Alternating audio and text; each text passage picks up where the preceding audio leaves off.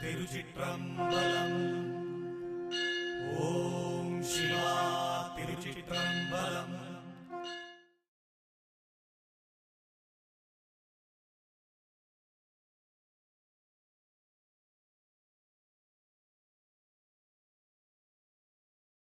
திருச்சிற்றம்பலம். அருள் பரம் ஜோதி தனிப்பெரும் கருணையே. திருச்சிற்றம்பலம். குருவே சரணம். நம சிவாய நம சிவாய நம சிவாய. ಗುರುವೇ ಶರಣಂ. ಎಲ್ಲ ಗುರು ಭಕ್ತರಿಗೆ ಇವತ್ತು ಎಲ್ಲ ಅಂತ ಹುಣ್ಣಿಮೆಗೆ ಅಂತ ಬಂದ ಗುರು ಭಕ್ತರಿಗೆ, ಇದನ್ನು ಕೇಳುವ ಎಲ್ಲ ಗುರು ಭಕ್ತರಿಗೆ, ಗುರುಮನೆಯ ಗುರು ಭಕ್ತರಿಗೆ, ಗುರುಮನೆಯ ಮಕ್ಕಳಿಗೆ ಮುಖ್ಯವಾಗಿ, ಮತ್ತು ಪ್ರಪಂಚಕ್ಕೆ ಯಾರ್ಯಾರು ಹೇಗೆ ತಗೊಳ್ತಾರೆ ಅವರಿಗೆ, ಮುಖ್ಯವಾಗಿ ಗುರು ಮನೆಯಲ್ಲಿ ಸೇವೆ ಮಾಡುವ ಭಕ್ತಾದಿಗಳಿಗೆ. ಇಲ್ಲಿ ಬಂದು ಸೇವೆ ಮಾಡ್ತಾರೆ, ಹಗಲು ರಾತ್ರಿ ಸೇವೆ ಮಾಡ್ತಾರೆ, ಸಮಯ ಸಂದರ್ಭವನ್ನು ಬಿಟ್ಟು ಸೇವೆ ಮಾಡ್ತಾರೆ ಅಲ್ವಾ? ನೀವೆಲ್ಲರೂ ಹೇಳೋದು ನಾನು ನಿಮ್ಮನ್ನೆಲ್ಲ, ಹಗಲು ಅಂತೆಲ್ಲ ರಾತ್ರಿ ಅಂತೆಲ್ಲ ಎಲ್ಲ ರೀತಿಯಲ್ಲಿ ಸೇವೆ ಮಾಡ್ತೀವಿ.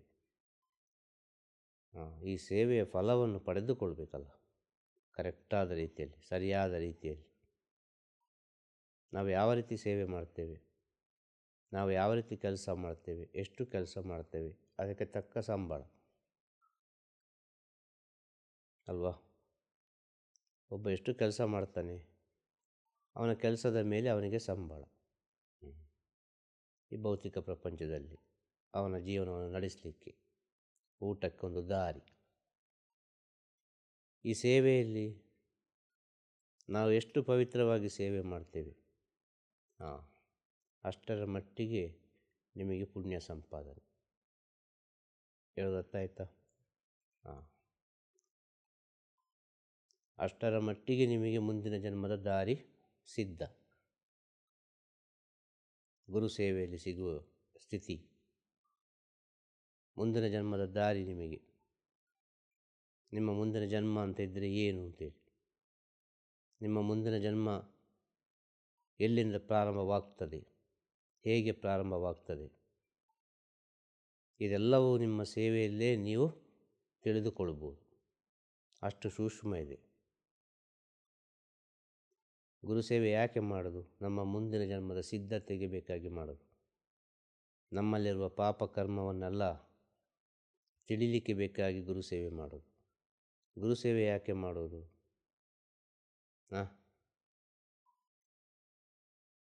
ಒಟ್ಟಿನಲ್ಲಿ ಹೇಳೋದಾದರೆ ಮಾನವ ಜನ್ಮದ ಸಾರ್ಥಕತೆ. ಮಾನವ ಅಂದರೆ ಏನು ಅಂತ ತಿಳಿಲಿಕ್ಕೆ ಬೇಕಾಗಿ, ಅದಕ್ಕೆ ಗುರು ಸಿಗೋದು ಜೀವನದಲ್ಲಿ. ಆ ಗುರು ಸಿಗಬೇಕು ಅಂತೇಳಿದರೆ ನೀವು ಹಲವು ಜನ್ಮದ ಪ್ರಾರ್ಥನೆ ಮಾಡಿರ್ತೀರಿ, ಅದು ನಿಮಗೆ ಈಗ ಅರ್ಥ ಆಗೋದಿಲ್ಲ. ಯಾಕೆ ಇವರು ನಮ್ಮ ಜೀವನದಲ್ಲಿ ಬಂದರು ಅಂತೇಳಿ, ನಾನು ಯಾಕೆ ಇವರ ಜೀವನಕ್ಕೆ ಹೋದೆ ಅಂತೇಳಿ. ಇದಕ್ಕೆ ಸತ್ಯ ಅಂತೇಳೋದು, ಇದು ನಡೆದೇ ನಡೀತದೆ ಅಂತೇಳೋದು. ಯಾವುದೋ ಒಂದು ಜನ್ಮದಲ್ಲಿ ನೀವು ಗುರು ಗುರು ಗುರು ಗುರು ಗುರು ಸೇವೆ, ಗುರುದೇವ ಅಂತ ಹೇಳಿ ಬಿಟ್ಟ ವಿಚಾರಗಳೆಲ್ಲವೂ ಅದು ಈ ಜನ್ಮದಲ್ಲಿ ಯಾವುದ್ಯಾವುದೋ ರೀತಿಯಲ್ಲಿ ನಿಮಗೆ ಸಿಕ್ಕಾಕ್ಕೊಂಡಿದೆ. ಪುನಃ ನೀವು ಹಿಡ್ಕೊಂಡದ್ದು ಗುರುವನ್ನು, ಗುರು ನಿಮ್ಮನ್ನು ಹಿಡ್ಕೊಳ್ಳಿಲ್ಲ. ಈ ಸತ್ಯವನ್ನು ತಿಳ್ಕೊಳ್ಳಿ. ನೀವು ಹಿಡ್ಕೊಂಡದ್ದು ಬೇಕು ಅಂತೇಳಿ, ಅವರೇನು ಬೇಡ ಅಂತೇಳಿ ಸುಮ್ಮನೆ ಕೂತ್ಕೊಂಡಿದ್ರು. ನಮಃ ಶಿವಾಯ ಅಂತೇಳಿ ಯಾರಿಗೋ ಒಬ್ಬನಿಗೆ ಗೊತ್ತಾಯಿತು. ಓಂ ನಮಃ ಶಿವಾಯ, ಓಂ ನಮಃ ಶಿವಾಯ, ನಮಃ ಶಿವಾಯ ಎಂಬ ಶಬ್ದ ಅದು ಹೋಗ್ತದೆ ಹೋಗ್ತದೆ ಹೋಗ್ತದೆ ಹೋಗ್ತದೆ ಹೋಗ್ತದೆ ಪ್ರಕೃತಿಯ ಜೊತೆ ಹೋಗ್ತದೆ. ಆ ಪ್ರಕೃತಿಗೆ ಹೋಗಿ ಮುಟ್ಟುವಾಗ ಈ ಶಬ್ದ ಎಲ್ಲಿ ಕೇಳೋದು, ಈ ಶಬ್ದ ಎಲ್ಲಿ ಕೇಳೋದು, ಈ ಶಬ್ದ ಎಲ್ಲಿ ಕೇಳೋದು ಅಂತೇಳಿ ಮನುಷ್ಯ ಓಡಿಕೊಂಡು ಬರ್ತಾನೆ. ಎಲ್ಲಿ? ಆ ಓಂ ನಮಃ ಶಿವಾಯ ಅಂತೇಳೋ ಸ್ಥಳಕ್ಕೆ. ಅಲ್ಲಿ ಒಬ್ಬರು ಕೂತ್ಕೊಂಡಿರ್ತಾರೆ, ಸುಮ್ಮನೆ ಕೂತ್ಕೊಂಡಿರ್ತಾರೆ. ಒಬ್ಬ ನೋಡಿದನ ಪ್ರಪಂಚವೇ ನೋಡಿ ಆಯಿತು ಅಂತ ಅರ್ಥ.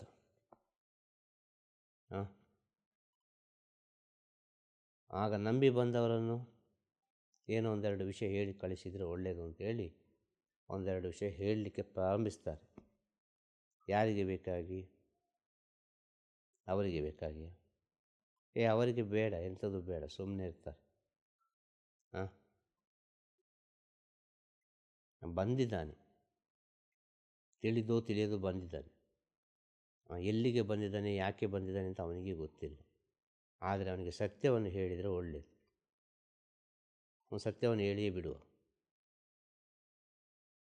ಸತ್ಯವನ್ನೇ ಹೇಳಿಬಿಡ್ತಾರೆ. ಏನು ಸತ್ಯ ಹೇಳಿಬಿಡ್ತಾರೆ? ಈ ಕ್ಷಣ ನಿನ್ನದಪ್ಪ, ಸಂತೋಷವಾಗಿರು, ಯಾವುದಕ್ಕೂ ಚಿಂತೆ ಮಾಡಬೇಡ, ಧೈರ್ಯವಾಗಿರು. ಇಲ್ಲಿ ನಡೆಯುವುದು ನಡೆದೇ ನಡೀತದೆ, ಕೂಡಿದಷ್ಟು ಒಳ್ಳೆಯದು ಮಾಡು. ಈ ಮನುಷ್ಯ ಸಿಕ್ಕಾಕೊಳ್ಳೋದಿಲ್ಲಿ ಅಂತ ಹೇಳೋದು. ಮನುಷ್ಯ ಸಿಕ್ಕಾಕೊಳ್ಳೋದಿಲ್ಲಿ ಗೊತ್ತಾ?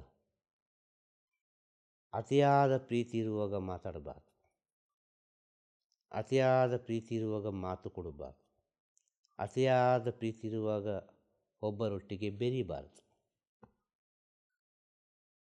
ಹೇಳೋದತ್ತಾಯ್ತಾ? ಒಂದು. ಇನ್ನು ಅತಿಯಾದ ಕೋಪ, ಅತಿಯಾದ ಕೋಪ ಇದೆ ಅಲ್ವಾ, ಆ ಸಮಯದಲ್ಲಿಯೂ ಮಾತಾಡಬಾರ್ದು, ಆ ಸಮಯದಲ್ಲಿಯೂ ಬೆರಿಬಾರ್ದು. ಈ ನಡುವಿನ ಒಂದು ಸ್ಥಿತಿ ಉಂಟು, ಅಂತರ, ಗ್ಯಾಪ್, ಒಂದು ಶಾಂತ ಸ್ಥಿತಿ. ಶಾಂತ ಸ್ಥಿತಿ ಅಂತೇಳಿದ್ರೆ ತನ್ನನ್ನು ತಾನು ಹಿಡಿತದಲ್ಲಿ ಇಟ್ಟುಕೊಳ್ಳುವ ಒಂದು ಸ್ಥಿತಿ, ಅದು ಶಾಂತ. ಅದೆಲ್ಲವನ್ನು ಬ್ಯಾಲೆನ್ಸ್ ಮಾಡ್ತದೆ. ಆ ಬ್ಯಾಲೆನ್ಸ್ ಮಾಡೋದು ಹೇಗೆ? ತನ್ನ ಒಳಗೆ ಶಾಂತ ಆದರೆ ಮಾತ್ರ ಬ್ಯಾಲೆನ್ಸ್ ಮಾಡೋದು. ತನ್ನೊಳಗೆ ಪ್ರೀತಿ ಹೆಚ್ಚಾದರೂ ಕಷ್ಟ, ಕೋಪ ಹೆಚ್ಚಾದರೂ ಕಷ್ಟ. ಹೇಳೋದತ್ತಾಯ್ತಾ? ಎಲ್ಲಿ ಸಿಕ್ಕಾಕ್ಕೊಳ್ತಾನೆ? ಅತಿಯಾದ ಪ್ರೀತಿಯಿಂದ ಮಾತಾಡೋದು, ಅತಿಯಾಗಿ ಕೋಪದಿಂದ ಮಾತನಾಡೋದು. ಈ ಎರಡು ವಿಚಾರ ವೆರಿ ಡೇಂಜರ್. ಮಾತಾಡಬಾರ್ದು ಆ ಸಮಯದಲ್ಲಿ, ಮೌನವಾಗಬೇಕು. ಅತಿಯಾದ ಪ್ರೀತಿ ಇರುವಾಗ ಯಾರ ಜೊತೆ ಬೆರಿಬಾರ್ದು. ಅತಿಯಾಗಿ ಪ್ರೀತಿ ಇರುವಾಗ ಯಾರ ಜೊತೆ ಬೆರಿಬೇಕು? ಆ ಭಗವಂತನ ಜೊತೆ ಬೆರಿಬೇಕು. ಅತಿಯಾದ ಕೋಪ ಬರುವಾಗ ಯಾರ ಜೊತೆ ಕೋಪ ಮಾಡಬೇಕು? ಆ ಭಗವಂತನ ಜೊತೆ ಕೋಪ ಮಾಡಬೇಕು. ಬೇರೆ ಯಾರಿಗೂ ಏನು ಹೇಳಬಾರ್ದು, ಭಗವಂತನಿಗೆ ಹೇಳಬೇಕು ಡೈರೆಕ್ಟಾಗಿ ಎಲ್ಲ ವಿಚಾರವನ್ನು. ಅತಿಯಾದ ಪ್ರೀತಿ ಆಗ್ತದೆ, ಆ ಭಗವಂತನ ಜೊತೆ ಬೆರೀರಿ, ಸತ್ಯದ ಅನುಭವ ಆಗ್ತದೆ. ಈ ಆಸೆ ಹಿಡಿದ ಮನುಷ್ಯರ ಜೊತೆ ಉಂಟಲ್ವ, ಭಾಳ ಕಷ್ಟ ಅಂತ. ಅದು ಗಂಡಾದರೂ ಸರಿ, ಹೆಂಡತಿ ಆದರೂ ಸರಿ, ಯಾರಾದರೂ ಸರಿ.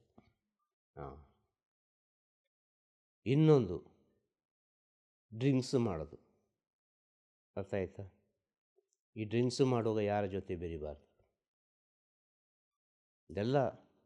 ಎಲ್ಲರೊಳಗಿರುವ ಗುಣವನ್ನು ಹೇಳೋದು.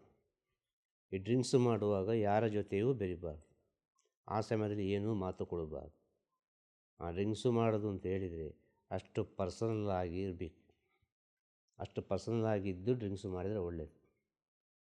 ಈಗಿನ ಪರಿಸ್ಥಿತಿಗಳೆಲ್ಲ, ಒಂದು ಮನುಷ್ಯ ಸೋಲುವುದೆಲ್ಲಿ, ಮನುಷ್ಯ ಸಿಕ್ಕಾಕೊಳ್ಳೋದೆಲ್ಲಿ ಅಂತ ಹೇಳೋದು. ಡ್ರಿಂಕ್ಸ್ ಅದು ಅನೇಕ ರೀತಿಯಲ್ಲಿ ವ್ಯತ್ಯಾಸವನ್ನು ಉಂಟು ಮಾಡ್ತದೆ. ಈ ನೆಗೆಟಿವ್ ಎಲ್ಲ ಹೇಗೆ ಅಂತ ಹೇಳಿದರೆ, ಅದು ಬರುವುದಿಲ್ಲ, ನಾವು ಅದನ್ನು ಭರಿಸ್ತೇವೆ. ಅರ್ಥ ಆಯ್ತಾ? ಅದು ಸ್ವಲ್ಪ ದೂರವೇ ಇರ್ತದೆ. ನಾವು ಯಾವುದೋ ಒಂದು ರೀತಿಯಲ್ಲಿ ಅದನ್ನು ಹತ್ತಿರ ಮಾಡ್ತೇವೆ. ಹೇಳೋದರ್ಥ ಆಯ್ತಾ? ನೆಗೆಟಿವ್ ಎಂಬುದು ಹಾಗೆ, ಅದಾಗಿ ಬಂದು ಆವರಿಸೋದಕ್ಕಿಂತ ಮುಂಚೆ ಅದರ ವಾಸನೆಯನ್ನು, ಅದರ ಪರಿಮಳವನ್ನು ನಾವು ತೋರಿಸ್ತದೆ. ಅದು ಅದರ ವಾಸನೆಯನ್ನು, ಅದರ ಪರಿಮಳವನ್ನು ತೋರಿಸುವಾಗ ನಾವು ನಾವಾಗಿ ಇದ್ದರೆ ಅದು ನಮ್ಮ ಹತ್ರ ಬರೋದಿಲ್ಲ, ನಾವು ಅದರ ಹತ್ರ ಹೋಗೋದಿಲ್ಲ. ನಾವು ಆ ಪರಿಮಳಕ್ಕೆ, ವಾಸನೆಗೆ ಅಟ್ರಾಕ್ಷನ್ ಆಯಿತು ಅಂತೇಳಿ ಆದರೆ ನಾವು ಆಟೋಮೆಟಿಕಲ್ಲಿಗೆ ನಾವು ಹೋಗ್ತೇವೆ. ಅದೇ ಈ ಡ್ರಿಂಕ್ಸ್ ಮಾಡೋ ಕೆಲಸ. ಅರ್ಥ ಆಯ್ತಾ? ಅದೊಂದು 60 ಅಂತೇಳಿ ಅದು 90 ಆಗಿ, 90ಯಿಂದ 120 ಆಗಿ, 120ಯಿಂದ ಒಂದು ಕ್ವಾರ್ಟರ್ ಆಗಿ, ಲಾಸ್ಟಿಗೆ ಅದು ಏನಕ್ಕೆ ಏನೆಲ್ಲ ಆಗಿ, ಏನೆಲ್ಲ ಮಾತು ಬಂದು ಯಾವುದ್ಯಾವುದೋ ಸ್ಥಿತಿಗೆ ಅದು ಹೋಗ್ತದೆ.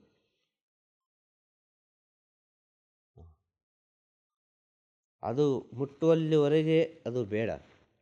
ಅದು ಮುಟ್ಟಿದ ನಂತರ ಅದು ಬೇಕು.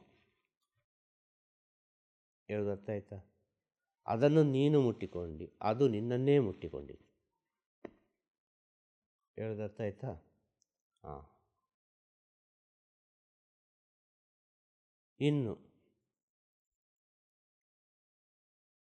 ಎಲ್ಲಿ ಸೂಕ್ಷ್ಮವಾಗಿ ಮಾತಿರಬೇಕು ಅಂತೇಳಿದರೆ, ಒಂದು ಮನುಷ್ಯರ ಹತ್ರ ಇನ್ನೊಂದು ಮನುಷ್ಯ ಮಾತನಾಡುವಾಗ, ಅದು ಗಂಡ ಆದರೂ ಸರಿ, ಹೆಂಡತಿ ಆದರೂ ಸರಿ, ಲವರ್ ಆದರೂ ಸರಿ. ಹೇಳೋದು ಅರ್ಥ ಆಯ್ತಾ? ಹಾಂ. ಎಷ್ಟು ಮಾತನಾಡಬೇಕು ಅಷ್ಟೇ ಮಾತಾಡಬೇಕು, ಹೆಚ್ಚು ಮಾತನಾಡಲಿಕ್ಕೆ ಹೋಗಬಾರ್ದು. ಮನುಷ್ಯ ಕೆಟ್ಟು ಹೋಗೋದು ಎಲ್ಲಿ ಅಂತೇಳಿದರೆ ಈ ನಾಲಿಗೆಯಲ್ಲೇ ಕೆಟ್ಟು ಹೋಗೋದು. ಯಾರು ಏನು ತಿಳಿದ್ರೂ ಪರವಾಗಿಲ್ಲ. ಈ ರೀತಿಯಾದ ಅಭ್ಯಾಸವನ್ನು ಮಾಡುವಾಗ ನಮ್ಮ ಒಳಗೆ ಒಂದು ಮೌನದ ಶಕ್ತಿ ಎಂಬುದು ತನ್ನಿಂದ ತಾನಾಗಿ ಸೃಷ್ಟಿಯಾಗ್ತದೆ. ಅಭ್ಯಾಸ ಮಾಡಬೇಕು ಇದನ್ನು. ಇಂಥ ಕಡೆಯಲ್ಲೆಲ್ಲ ಮಾತು ಕಂಟ್ರೋಲ್ ಇರಬೇಕು, ಇಂಥ ವಿಚಾರದಿಂದಲೇ ನಾವು ದೂರ ಇರಬೇಕು. ಹೇಳೋದು ಅರ್ಥ ಆಯ್ತಾ? ಹಾಂ. ಒಬ್ಬ ಭಂಗಿ ಹೇಳಿದ್ದಾನೊಬ್ಬ. ಈ ಭಂಗಿದ್ದು ನಶೆಯೇ ಬೇರೆ, ಈ ಡ್ರಿಂಕ್ಸಿನ ನಶೆಯೇ ಬೇರೆ. ಹೇಳೋದು ಅರ್ಥ ಆಯ್ತಾ? ಇದು ಕೂಡ ನಶೆ, ಇದು ಕೂಡ ನಶೆ. ಆದರೆ ಭಂಗಿ ನಶೆಯಲ್ಲಿ ಯಾವುದೇ ರೀತಿಯ ಅನಾಹುತಗಳಾಗೋದಿಲ್ಲ. ಈ ಡ್ರಿಂಕ್ಸಿನ ನಶೆಯಲ್ಲಿ ಅನೇಕ ರೀತಿಯ ಅನಾಹುತಗಳಾಗಲಿಕ್ಕೆ ಸಾಧ್ಯತೆ ಬೇಕಾದಷ್ಟಿದೆ. ಹೇಳೋದು ಅರ್ಥ ಆಯ್ತಾ? ಹಾಂ. ಯಾಕೆ ಅಂತೇಳಿದರೆ ಅದು ನಮ್ಮ ರಕ್ತದೊಟ್ಟಿಗೆ ಬೇಯ್ತದೆ. ಅದು ಯಾವುದು? ನೀರು. ಈಗ ನಾವು ನೀರು ಕುಡಿತೇವೆ, ನೀರು ಎಷ್ಟು ಕುಡಿದು ಅದು ರಿಸೀವ್ ಮಾಡ್ತದೆ ನಮ್ಮ ದೇಹ, ಯಾವುದೋ ರೀತಿಯಲ್ಲಿ ರಿಸೀವ್ ಮಾಡ್ತದೆ. ಆ್ಯಕ್ಚುಲಿ ಡ್ರಿಂಕ್ಸ್ ಎಂಬುದೊಂದು ನೀರೇ, ಬೇರೇನಲ್ಲ, ಜಲತತ್ವ. ಅದು ನಮ್ಮ ದೇಹದಲ್ಲಿ ನೀರಿನ ಅಂಶ ಹೆಚ್ಚಾಗಿರುವಾಗ, ಇದು ನೀರಾದ ಕಾರಣ ಈಗ ಒಳ್ಳೆಯ ನೀರಿಗೆ ಒಂದು ಕೆಟ್ಟ ನೀರು ಬಿದ್ದರೆ ಏನಾಗ್ತದೆ? ಎಲ್ಲ ನೀರು ಒಂದು ಸಲಕ್ಕೆ ಮೇಲೆ ಕೆಳಗೆ ಆಗ್ತದೆ. ಮತ್ತು ಅದು ಪುನಃ ಪ್ಯೂರ್ ಆಗಬೇಕು, ಅದು ಫಿಲ್ಟರ್ ಆಗಬೇಕು. ಹೇಳೋದು ಅರ್ಥ ಆಯ್ತಾ? ಈ ಡ್ರಿಂಕ್ಸ್ ಯಾಕೆ ಇಷ್ಟು ಕೆಲಸ ಮಾಡ್ತದೆ ಅಂತ ಹೇಳೋದು, ಎಲ್ಲಿ ತಪ್ತದೆ ಅಂತ ಹೇಳೋದು ವಿಚಾರ. ಯಾಕೆಂದರೆ ಎಲ್ಲ ಭಕ್ತಾದಿಗಳಲ್ಲಿ ಡ್ರಿಂಕ್ಸ್ ಮಾಡೋ ಅಭ್ಯಾಸವಿದೆ. ಕೆಲವೆಲ್ಲ ಅಭ್ಯಾಸಗಳಿದೆ ನಮ್ಮ ಭಕ್ತಾದಿಗಳಲ್ಲಿ. ಅದಕ್ಕೊಂದು ವಿಷಯ ತಿಳಿಸೋದು. ಗುರುಭಕ್ತರಂತ ಆದವರೆಲ್ಲ ನಮಃ ಶಿವಾಯ ಅಂತ ಹೇಳಬೇಕಿಲ್ಲ. ಅವರವರ ಸ್ಥಿತಿಯಲ್ಲಿ ಹೇಗೆ ಬೇಕು ಹಾಗೆ ಇರ್ತಾರೆ. ಗುರುಗಳ ಹತ್ರ ಇರುವಾಗ, ಗುರುಗಳ ಹತ್ರ ಬರುವಾಗ ಮಾತ್ರ ತಗ್ಗಿ ಬಗ್ಗಿ ಗುರುವೇ ಶರಣಂ ಅಂತೇಳಿ ಬಂದರೂ ಕೂಡ ಆ ಹೊರಗಿನ ಪ್ರಪಂಚದಲ್ಲಿ ಒಬ್ಬ ಫ್ರೆಂಡ್ ಸಿಕ್ಕುವಾಗ ಒಂದು ಡ್ರಿಂಕ್ಸ್ ಮಾಡ್ತಾನೆ. ಆ ಡ್ರಿಂಕ್ಸ್ ಮಾಡೋದು ನೀವು ಹೀಗೆ ಇರಿ ಅಂತ ಹೇಳೋದು, ಅನುಭವಿಸಿ ಹೇಳೋದು ವಿಚಾರ, ಸತ್ಯ ತಿಳಿದು ಹೇಳೋದು. ಹೇಳೋದು ಅರ್ಥ ಆಯ್ತಾ? ಒಂದು ಸರ್ಟಿಫಿಕೇಟ್ ಕೊಡಬೇಕಾದ್ರೆ ಏನಾಗ್ತದೆ ಇಷ್ಟು ಡ್ರಿಂಕ್ಸು ಮಾಡಿದರೆ ಅಂತೇಳಿ ಅದು ಜಡ್ಜಿಮೆಂಟ್ ಮಾಡಬೇಕಾದ್ರೆ, ಆ ಜಡ್ಜಿಮೆಂಟ್ ಕೊಡುವವನು ವಿಪರೀತ ಡ್ರಿಂಕ್ಸ್ ಮಾಡಿ ನೋಡಬೇಕು, ಅದನ್ನು ಅನುಭವಿಸಬೇಕು. ಹಾಗೆ ಅನುಭವಿಸಿ ಹೇಳುವಂಥ ಸತ್ಯ ವಿಚಾರ ಇದೆ. ಒಬ್ಬನಿಗೆ ಹೇಳಲಿಕ್ಕೆ ಸುಮ್ಮನೆ ಆಗೋದಿಲ್ಲ, ಬಾಯಿಗೆ ಬಂದದ್ದು ಹೇಳೋದಲ್ಲ, ಅನುಭವಿಸಿ ಹೇಳಬೇಕು ಯಾವುದೇ ವಿಚಾರ ಆದರೂ ಕೂಡ.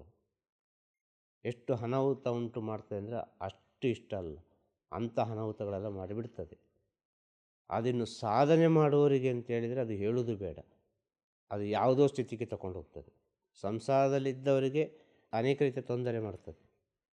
ಈ ಸಂಸಾರದಲ್ಲಿದ್ದವರಿಗೆ ಒಂದು ಗಂಡ ಹೆಂಡತಿ ನಡುವೆ ಏನಾದರೂ ಒಂದು ಸಣ್ಣ ಪುಟ್ಟ ವಿಚಾರ ಆಯಿತು, ಏನಾದರೂ ಒಂದು ಮಾತಾಯಿತು ಅಂತ ಹೇಳುವಾಗ ಈ ಗಂಡನಾದ ಉಂಟಲ್ವ, ಈ ಡ್ರಿಂಕ್ಸ್ ಮಾಡೋದಿದ್ದರೆ, ಯಾವುದೋ ಒಂದು ಟೆನ್ಷನ್ ಇದ್ದರೆ, ಈ ಗಂಡ ಹೆಂಡತಿ ಜಗಳದಲ್ಲಿ ಯಾವುದೋ ಒಂದು ಟೆನ್ಷನ್ ಆಯಿತು, ಎಂಥದ್ದೊಂದು ಆಯಿತು, ಇದು ಮನೆಯಲ್ಲಿ ಆಗೋ ಸಹಜ ವಿಚಾರ.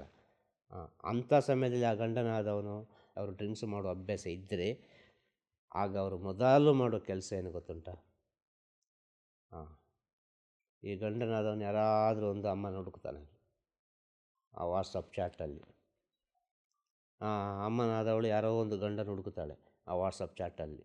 ಯಾರ ಹತ್ರ ನಾನು ಮಾತಾಡ್ಬೋದು, ಯಾರ ಹತ್ರ ನಾನೀಗ ಒಂದು ಚಾಟ್ ಮಾಡ್ಬೋದು, ಇದೊಂದು ಉದಾಹರಣೆ.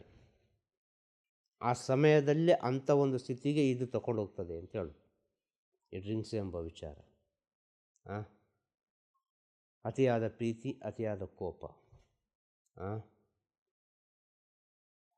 ಇನ್ನು ಒಂದು ವ್ಯಕ್ತಿಗಳ ಮುಂದೆ ನಮ್ಮ ಕಷ್ಟವನ್ನು ಹೇಳಿಕೊಡುವುದು, ಯಾವುದೇ ಕಾರಣಕ್ಕೂ ಹೇಳಿಕೊಡ್ಬಾರ್ದು.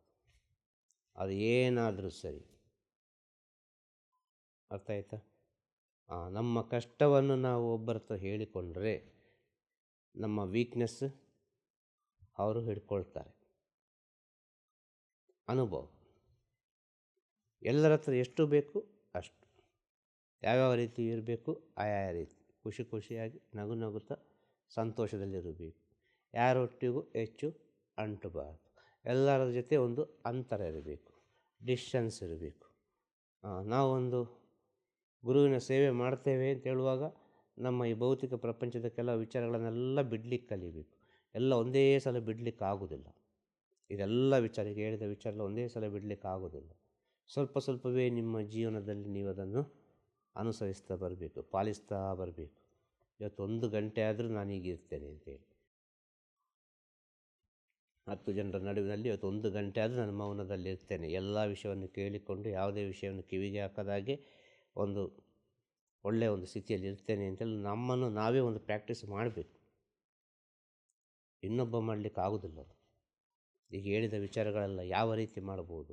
ಇದು ಮನೆಯೊಳಗೆ ಮಾಡ್ಬೋದು. ಮನೆಯಲ್ಲಿ ಎಷ್ಟು ಕಿರಿಕಿರಿ ಆದರೂ ಏನಾದರೂ ಕೂಡ ಸಂತೋಷದಲ್ಲಿ ನಗು ನಗುತ್ತಾ ಸಂತೋಷದಲ್ಲಿ ತಗೊಂಡೋಗಲಿಕ್ಕೆ ಪ್ರಯತ್ನ ಪಡಿ. ಈ ಸಂತೋಷ ನಿಮಗೆ ಬರಬೇಕು ಅಂತೇಳಿ ಒಂದು ಅಂತರ ಇರಬೇಕು ಅಂತೇಳಿ, ಡಿಸ್ಟೆನ್ಸ್ ಇರಬೇಕು ಅಂತೇಳಿ. ಆ ಡಿಸ್ಟೆನ್ಸ್ ಇದ್ದರೆ ಮಾತ್ರ ನಿಮಗೆ ಸಂತೋಷ ಸರಿಯಾಗಿರುವುದು. ಹೇಳೋದತ್ತಾಯ್ತಾ?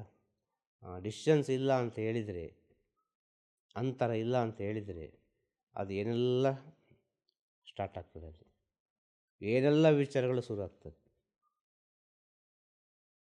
ಈ ಸತ್ಯವಾದ ವಿಷಯ. ಯಾವುದಾದ್ರೂ ಕೂಡ ಒಂದು ಡಿಸ್ಟೆನ್ಸ್ ಇರಬೇಕು. ಅದು ನಮ್ಮನ್ನು ಎತ್ತರಕ್ಕೆ ತೋರಿಸ್ತದೆ. ಎಲ್ಲರನ್ನು ಗೌರವಿಸಿ, ಎಲ್ಲರನ್ನು ಪ್ರೀತಿಸಿ, ಎಲ್ಲರನ್ನು ಗೌರವಿಸಿ, ಎಲ್ಲರನ್ನು ಪ್ರೀತಿಸಿ. ನಿಮ್ಮಿಂದ ತಪ್ಪಾಯಿತಾ ಕೂಡಲೇ ಒಂದು ಕ್ಷಮೆ ಕೇಳಿ. ಇದೆಲ್ಲ ಯಾಕೆ ಹೇಳ್ತೇನೆ ಅಂತ ಹೇಳಿದರೆ, ಗುರು ಸೇವೆ ಮಾಡುವಾಗ ಇಂಥ ಗುಣಗಳೆಲ್ಲ ಬಂದರೆ ಅದು ಎಷ್ಟು ಎತ್ತರಕ್ಕೆ ಬೆಳೀತದೆ ಅಂತ ಹೇಳೋದು. ಈಗ ಎಲ್ಲೆಲ್ಲ ತಪ್ಪಲಿಕ್ಕೆ ಸಾಧ್ಯ ಉಂಟು ಅದನ್ನೆಲ್ಲ ಹೇಳೋದು. ಇಲ್ಲೆಲ್ಲ ಜಾಗ್ರತೆ ಆಗಿರಿ, ಇಂಥ ಪ್ಲೇಸಲ್ಲೆಲ್ಲ ತುಂಬ ಜಾಗ್ರತೆ ಆಗಿರಿ. ಇನ್ನು ಏನು ಹೇಳೋದು ಅದಕ್ಕೆ? ಸಂಸಾರ ಅಂತೇಳಿದರೆ, ಸಂಸಾರದಲ್ಲಿ ಒಂದು ಮದುವೆ ಆಗಿದೆ, ಹೆಂಡತಿ ಇದ್ದರೆ, ಮಕ್ಕಳಿದ್ದಾರೆ ಅಂತ ಇದ್ದರೆ ಆ ಹೆಂಡತಿ ಮಕ್ಕಳ ಒಟ್ಟಿಗೆ ಇರೋದು ಒಳ್ಳೆಯದು. ಆ ಹೆಂಡತಿ ಮಕ್ಕಳ ಒಟ್ಟಿಗೆ ಗಂಡ ಹೆಂಡತಿ ಎಲ್ಲ ಒಟ್ಟಿಗೆ ಇರೋದು ಒಳ್ಳೆಯದು. ಹೇಳೋದು ಅರ್ಥ ಆಯ್ತಾ? ಯಾಕೆ ಅಂತೇಳಿದರೆ, ಅದೆಷ್ಟೋ ಮನೆಯಲ್ಲಿ ಅದೆಷ್ಟೋ ವಿಚಾರಗಳು ಯಾವ್ಯಾವ ರೀತಿಯೆಲ್ಲ ಉಂಟು ಈ ಪ್ರಪಂಚದಲ್ಲಿ ಹೇಳೋದು. ಈ ಪ್ರಪಂಚದಲ್ಲಿ ಹೇಳುವಂಥ ವಿಚಾರ ಇದು. ಎಲ್ಲೋ ಒಂದು ಕಡೆ ನಮ್ಮ ಗುರು ಭಕ್ತರುಗಳಿಗೂ ಕೂಡ ಆಗಬಹುದೋ ಏನು ಗೊತ್ತಿಲ್ಲ. ಆದರೂ ಹೇಳುವುದು ಸತ್ಯ. ಮದುವೆಯಾಗಿ ಹೆಂಡತಿ ಇದ್ದರೂ ಕೂಡ ಇನ್ನೊಬ್ಬರ ಜೊತೆ ಪ್ರೀತಿ ಆಗ್ತದೆ, ಪ್ರೇಮ ಆಗ್ತದೆ, ಒಂದು ಸಂಬಂಧ ಆಗ್ತದೆ, ಯಾವುದೋ ಒಂದು ರೀತಿಯಲ್ಲಿ ಆಗ್ತದೆ. ಅದು ನಮ್ಮ ಒಳಗಿನ ಕೆಲವು ವಿಚಾರಗಳು, ಅರ್ಥ ಆಯ್ತಲ್ಲ, ಮಾನಸಿಕ ವಿಚಾರಗಳು ಆ ಸ್ಥಿತಿಗೆ ತಗೊಂಡೋಗಿ ಬಿಡೋದು ನಮ್ಮನ್ನು. ಅವರವರ ಒಳಗಿರುವ ಮಾನಸಿಕ ಸ್ಥಿತಿಗಳು, ಅರ್ಥ ಆಯ್ತಾ? ಒಂದು ಗಂಡ ಹೆಂಡತಿ ಇದ್ದಾರೆ, ಹೆಂಡತಿಯಿಂದ ವಿಪರೀತ ಯಾವಾಗಲೂ ಟಾರ್ಚರ್ ಆದರೆ, ವಿಪರೀತ ಒಂದು ಟಾರ್ಚರ್ ಆಗ್ತಾನೆ ಇರ್ತದೆ. ಗಂಡ ಸಹಿಸ್ತಾನೆ, ಕೊನೆಗೆ ಏನೋ ಒಂದು ಆ ಮಾನಸಿಕ ಹಿಂಸೆ ತಡೀಲಿಕ್ಕಾಗದ ಒಂದು ಡ್ರಿಂಕ್ಸ್ ಮಾಡ್ತಾನೆ, ಅಲ್ಲ ಏನೋ ಒಂದು ಮಾಡ್ತಾನೆ. ಅರ್ಥ ಆಯ್ತಾ? ಆಗ ಅವನ ಕಣ್ಣಿಗೆ ಯಾರಾದರೂ ಒಬ್ಬರು ಕಾಣ್ತಾರೆ. ಯಾರು ಕಾಣ್ತಾರೆ? ಆ ಒಂದು ಗಂಡುಗೆ ಹೆಣ್ಣು ಕಾಣಲಿಕ್ಕೆ ಸಾಧ್ಯ, ಹೆಣ್ಣಿಗೆ ಗಂಡು ಕಾಣಲಿಕ್ಕೆ ಸಾಧ್ಯ. ಹೇಳೋದು ಅರ್ಥ ಆಯ್ತಾ? ಯಾವ ಕಾರಣಕ್ಕೆ ಬೇಕಾಗಿ ಇದು ಹೆಜ್ಜೆ ತಪ್ಪುತ್ತದೆ ಅಂತ ಹೇಳೋದು. ಒಂದು ಗಂಡನಿಂದ ಹೆಂಡತಿಗೆ ವಿಪರೀತ ಟಾರ್ಚರ್ ಆಯಿತು, ಒಂದು ಸ್ವತಂತ್ರವೇ ಇಲ್ಲ, ಒಂದು ಹ್ಯಾಪಿನೆಸ್ಸೇ ಇಲ್ಲ, ಯಾವಾಗ ನೋಡಿದರೂ ಒಂದು ಥರ ಒಂದು ಜೈಲಲ್ಲಿ ಹಾಕಿದಾಗೆ ಇದೆ ಅಂತ ಹೇಳುವಾಗ ಅವಳಿಗೊಂದು ಎಷ್ಟು ಹಿಂಸೆ ಆಗ್ಬೋದು. ಆ ಹಿಂಸೆಯಿಂದ ಒಂದು ರಿಲ್ಯಾಕ್ಸಿಗೆ ಬೇಕಾಗಿ ಯಾರನ್ನೋ ಒಬ್ಬನನ್ನು ಹುಡುಕ್ತಾ ಇರ್ತಾಳೆ ಅವಳು. ಇನ್ನು ಹೇಗೆ ರಿಲ್ಯಾಕ್ಸ್ ಆಗೋದು, ಇನ್ನು ಹೊರಗೆ ಬರೋದು ಹೇಗೆ ಅಂತೇಳಿ ಯಾರಾದರೂ ಒಬ್ಬ ಸಿಕ್ಕಿದರೆ ಸಾಕು, ನನ್ನನ್ನು ಅರ್ಥ ಮಾಡಿಕೊಳ್ಳುವ, ನನ್ನ ಮನಸ್ಸಿನ ಭಾರವನ್ನು ಇಳಿಸಲಿಕ್ಕೆ ಯಾರಾದರೂ ಒಬ್ಬ ಸಿಕ್ಕಿದರೆ ಸಾಕು. ಈ ಎರಡನೇ ಆಪ್ಷನ್ ಉಂಟಲ್ಲ, ಆ ಕಡೆಯಿಂದ ಈ ಕಡೆಯಿಂದ, ಗಂಡ ಹೆಂಡತಿ, ಗಂಡಾದರೂ ಸರಿ ಹೆಂಡತಿ ಆದರೂ ಸರಿ, ಗಂಡು ಹೆಣ್ಣು ಒಟ್ಟಿನಲ್ಲಿ ಹೇಳಿದ್ದಾರೆ. ಈ ಆಪ್ಷನು ಇದು ಎರಡನೇದು ಆ್ಯಕ್ಚುಲಿ. ಅರ್ಥ ಆಗ್ತಾ ಹೇಳೋದು? ಇದು ಫಸ್ಟ್ ಆಪ್ಷನ್ ಅಲ್ಲ. ಫಸ್ಟ್ ಆಪ್ಷನಲ್ಲಿ ನೀವು ತಪ್ಪಿದ್ದೀರಿ, ಅದನ್ನು ನಿಮಗೆ ಸರಿಯಾಗಿ ಅದು ಅರ್ಥ ಮಾಡಿಕೊಳ್ಳಲಿಕ್ಕಾಗಲಿಲ್ಲ. ಭಗವಂತ ಕೊಟ್ಟ ಫಸ್ಟ್ ಆಪ್ಷನ್ ಉಂಟು, ಗಂಡ ಹೆಂಡತಿ ಅಂತೇಳಿ, ಒಂದು ಲವ್ವರ್ ಅಂತೇಳಿ, ಒಂದು ಏನು ಫ್ರೆಂಡ್ಸ್ ಅಂತೇಳಿ, ಏನು ಬೇಕಾದ್ರೂ ಕೊಡ್ಬೋದು. ಅರ್ಥ ಆಯ್ತಲ್ಲ? ಭಗವಂತ. ಸೊ ನೀವು ಆ ಫ್ರೆಂಡ್ಶಿಪ್ ಅಂದರೆ ಎಂಥದ್ದು, ಆ ಸಂಬಂಧ ಅಂದರೆ ಎಂಥದ್ದು, ಆ ಸ್ಥಿತಿ ಅಂದರೆ ಎಂಥದ್ದು ಅಂತೇಳಿ ನೀವು ಅರ್ಥ ಮಾಡಿಕೊಂಡ್ರೆ ಉಂಟಲ್ಲ, ಈಗ ಎರಡನೇ ಸೆಕೆಂಡ್ ಆಪ್ಷನ್ಗೆ ನೀವು ಹೋಗೋದಿಲ್ಲ, ಸಾಧ್ಯನೇ ಇಲ್ಲ ಹೋಗಲಿಕ್ಕೆ. ಇದು ಇಬ್ಬರು ಅರ್ಥ ಮಾಡಿಕೊಳ್ಬೇಕಾದ ವಿಚಾರ ಜೀವನದಲ್ಲಿ. ಇಂಥ ಸಮಯದಲ್ಲಿ ನಾವು ಒಬ್ಬರ ಜೊತೆ ಬೆರೆಯುವಾಗ, ಈಗ ಹೇಳಿದಲ್ಲ, ಒಂದು ಮಿಸ್ಅಂಡರ್ಸ್ಟ್ಯಾಂಡಿಂಗ್, ಒಂದು ಜಗಳ ಎಲ್ಲ ಆಗ್ತದೆ ಮನೆಯೊಳಗೆ, ಅಲ್ಲ ಯಾರೊಟ್ಟಿಗೊಬ್ಬರು ಜಗಳ ಆಗ್ತದೆ ಅಂತ ಹೇಳುವಾಗ, ಇಂಥ ಸಮಯದಲ್ಲಿ ನಾವು ಯಾರೊಟ್ಟಿಗೆ ನಮ್ಮ ಫ್ರೆಂಡ್ಶಿಪ್ ಇಟ್ಟುಕೊಳ್ತೇವೆ ಅದು ಬಹಳ ಜಾಗ್ರತೆ ಇರಬೇಕು. ಹೇಳೋದರ್ಥ ಆಯ್ತಾ? ಹೇಗೂ ಇರ್ಬೋದು, ಗಂಡು ಹೆಣ್ಣು, ಫ್ರೆಂಡ್ಸು, ಅಕ್ಕ ತಂಗಿ, ಬಂಧು ಬಳಗ, ಏನು ಬೇಕಾಗಿರ್ಬೋದು. ಒಂದು ಮನೆಯಲ್ಲಿ ಒಂದು ಜಗಳ ಆಯಿತು, ವಿಪರೀತ ಜಗಳ ಆಯಿತು, ಆ ಮನೆಯಿಂದ ಒಬ್ಬ ಮಗ ಹೊರಗೆ ಹೋದ, ಆ ಹೊರಗೆ ಹೋದ ಕೂಡಲೇ ಅವನು ಯಾರ ಜೊತೆ ಬೆರೀತಾನೆ ಅದರ ಮೇಲೆ ಡಿಪೆಂಡ್. ಒಂದು ಗಂಡ ಹೆಂಡತಿ ಜಗಳ ಆಯಿತು, ಒಂದು 2 ತಿಂಗಳು 3 ತಿಂಗಳು ಮಾತೇ ಇಲ್ಲ ಅಂತ ಹೇಳುವಾಗ ಆ 3 ತಿಂಗಳು ಗ್ಯಾಪಲ್ಲಿ ಏನು ಬೇಕಾರಾಗ್ಬೋದು ಸಂಸಾರಕ್ಕೆ ಹೇಳೋದು. ಎಷ್ಟು ದೂರ ಕೂಡ ಹೋಗಿರ್ಬೋದು ಪಯಣ. ಆಗ ಎಲ್ಲವನ್ನು ಸರಿ ಮಾಡಿಕೊಳ್ಳೋದು ನಮಗೆ ಅಂತೇಳಿ ಭಗವಂತ ಒಂದನ್ನು ಕೊಟ್ಟರೆ ನಾವು ಅದಕ್ಕೆ ದಾಸನಾಗೋದ್ರಲ್ಲಿ ತಪ್ಪಿಲ್ಲ. ಅದು ನಿನಗೆ ಅಂತ ಕೊಟ್ಟದ್ದು, ಅದು ನಿನ್ನದು, ಅದನ್ನು ಹೇಗೆ ಕಾಪಾಡಿಕೊಳ್ಳಬೇಕು ಹಾಗೆ ಕಾಪಾಡಿಕೊಳ್ಳಲಿಕ್ಕೆ ನಾವು ಕಲಿಬೇಕು. ನಿನಗೆ ಕೊಟ್ಟದ್ದನ್ನು ಬಿಟ್ಟು ನೀನು ಇನ್ನೊಂದನ್ನು ಹುಡುಕಿಕೊಂಡು ಹೋಗುವಾಗ ಅಲ್ಲಿ ಸಮಸ್ಯೆಗಳು ವಿಪರೀತ ಬರ್ತದೆ. ಹೇಳೋದರ್ಥ ಆಯ್ತಾ? ಅನೇಕ ರೀತಿಯಲ್ಲಿ ಮಾಯೆಗಳು ಬಂದು ಅಂಟಿಕೊಳ್ತದೆ. ಅದು ಹೆಣ್ಣಿನ ರೂಪದಲ್ಲಿ ಬರೋದು ಹೆಚ್ಚು, ಅತಿ ಹೆಚ್ಚು ಹೆಣ್ಣಿನ ರೂಪದಲ್ಲಿ ಬರೋದು. ಈ ಸಾಧನೆ ಮಾಡುವವರಿಗೆ, ಈ ಗುರುಸೇವೆ ಮಾಡುವವರಿಗೆ ಈ ಮಾಯೆ ಎಂಬುದು ಹೆಚ್ಚು ಅಟ್ಯಾಕ್ ಆಗೋದೆಲ್ಲಿ ಗೊತ್ತಾ? ಹೆಣ್ಣಿನ ರೂಪದಲ್ಲಿ. ಅದೇ ಹೆಣ್ಣು ಮಕ್ಕಳು ಸಾಧನೆ ಮಾಡ್ತಾರೆ ಒಳ್ಳೆ, ಹೆಣ್ಣು ಮಕ್ಕಳಿಗೆ ಆ ಸಾಧನೆ ಮಾಡುವಾಗ ಈ ಮಾಯೆ ಅಟ್ಯಾಕ್ ಆಗೋದೆಲ್ಲಿ ಗೊತ್ತಾ? ಗಂಡಿನ ರೂಪದಲ್ಲಿ. ಈಗ ಹೆಣ್ಣು ಮಾಯೆ ಅಂತ ಕೇಳಿದರೆ, ಗಂಡು ಮಾಯೆ ಅಂತ ಕೇಳಿದರೆ, ಇಲ್ಲಿ ಗಂಡು ಹೆಣ್ಣು ಎಂಬುದು 2 ರೂಪ, 2 ದೇಹ ಕಾಣ್ತದೆ ನಮಗೆ. ಆದರೆ ಮಾಯೆ ಅಂತೇಳಿದರೆ ಗಂಡು ಹೆಣ್ಣು ಇದು 2 ಮಾಯೆ. ಈ ಮಾಯೆ ಅಂತೇಳಿದರೆ ಮನಸ್ಸು ಗಂಡಿನಲ್ಲಿ ಉಂಟು, ಹೆಣ್ಣಿನಲ್ಲಿ ಉಂಟು. ಆದರೆ ಪ್ರಪಂಚಕ್ಕೆ ತುಂಬ ಆಕರ್ಷಣೀಯವಾಗಿರುವುದು ಒಂದು ಹೆಣ್ಣು. ಭಗವಂತನ ಸೃಷ್ಟಿಯಲ್ಲೇ ಅತಿ ಅದ್ಭುತವಾದ ಸೃಷ್ಟಿ ಹೆಣ್ಣಿನ ಸೃಷ್ಟಿ. ಈ ಸತ್ಯ ಇದು. ಆ ಸೃಷ್ಟಿ ಮಾಡಿದ್ದು ಯಾಕೆ ಅಂತೇಳಿದರೆ, ಈ ಸೃಷ್ಟಿಯನ್ನು, ಈ ಸ್ಥಿತಿಯನ್ನು ದಾಟಿ ನೀನು ಮುಂದೆ ಹೋಗು. ಇದನ್ನು ನೀನು ದಾಟಿದರೆ, ಈ ಹೆಣ್ಣಿನ ಸ್ಥಿತಿ ಇದು ಫೈನಲ್, ಅರ್ಥ ಆಯ್ತಾ? ಇದನ್ನು ನೀನು ದಾಟಿದರೆ ನಿನಗೆ ಡೈರೆಕ್ಟ್ ಭಗವಂತನ ಹತ್ತಿರ ಹೋಗ್ಲಿಕ್ಕಾಗ್ತದೆ. ಈ ಹೆಣ್ಣಿನ ಸ್ಥಿತಿಯನ್ನು ದಾಟಲಿಕ್ಕೆ ಆಗೋದಿಲ್ಲ. ಯಾಕೆಂದರೆ ಹೆಣ್ಣನ್ನು ಅರ್ಥ ಮಾಡಿಕೊಳ್ಳಲಿಕ್ಕೆ ಸಾಧ್ಯನೇ ಇಲ್ಲ, ಡೆಫಿನೆಟ್ ಸಾಧ್ಯ ಅಲ್ಲ.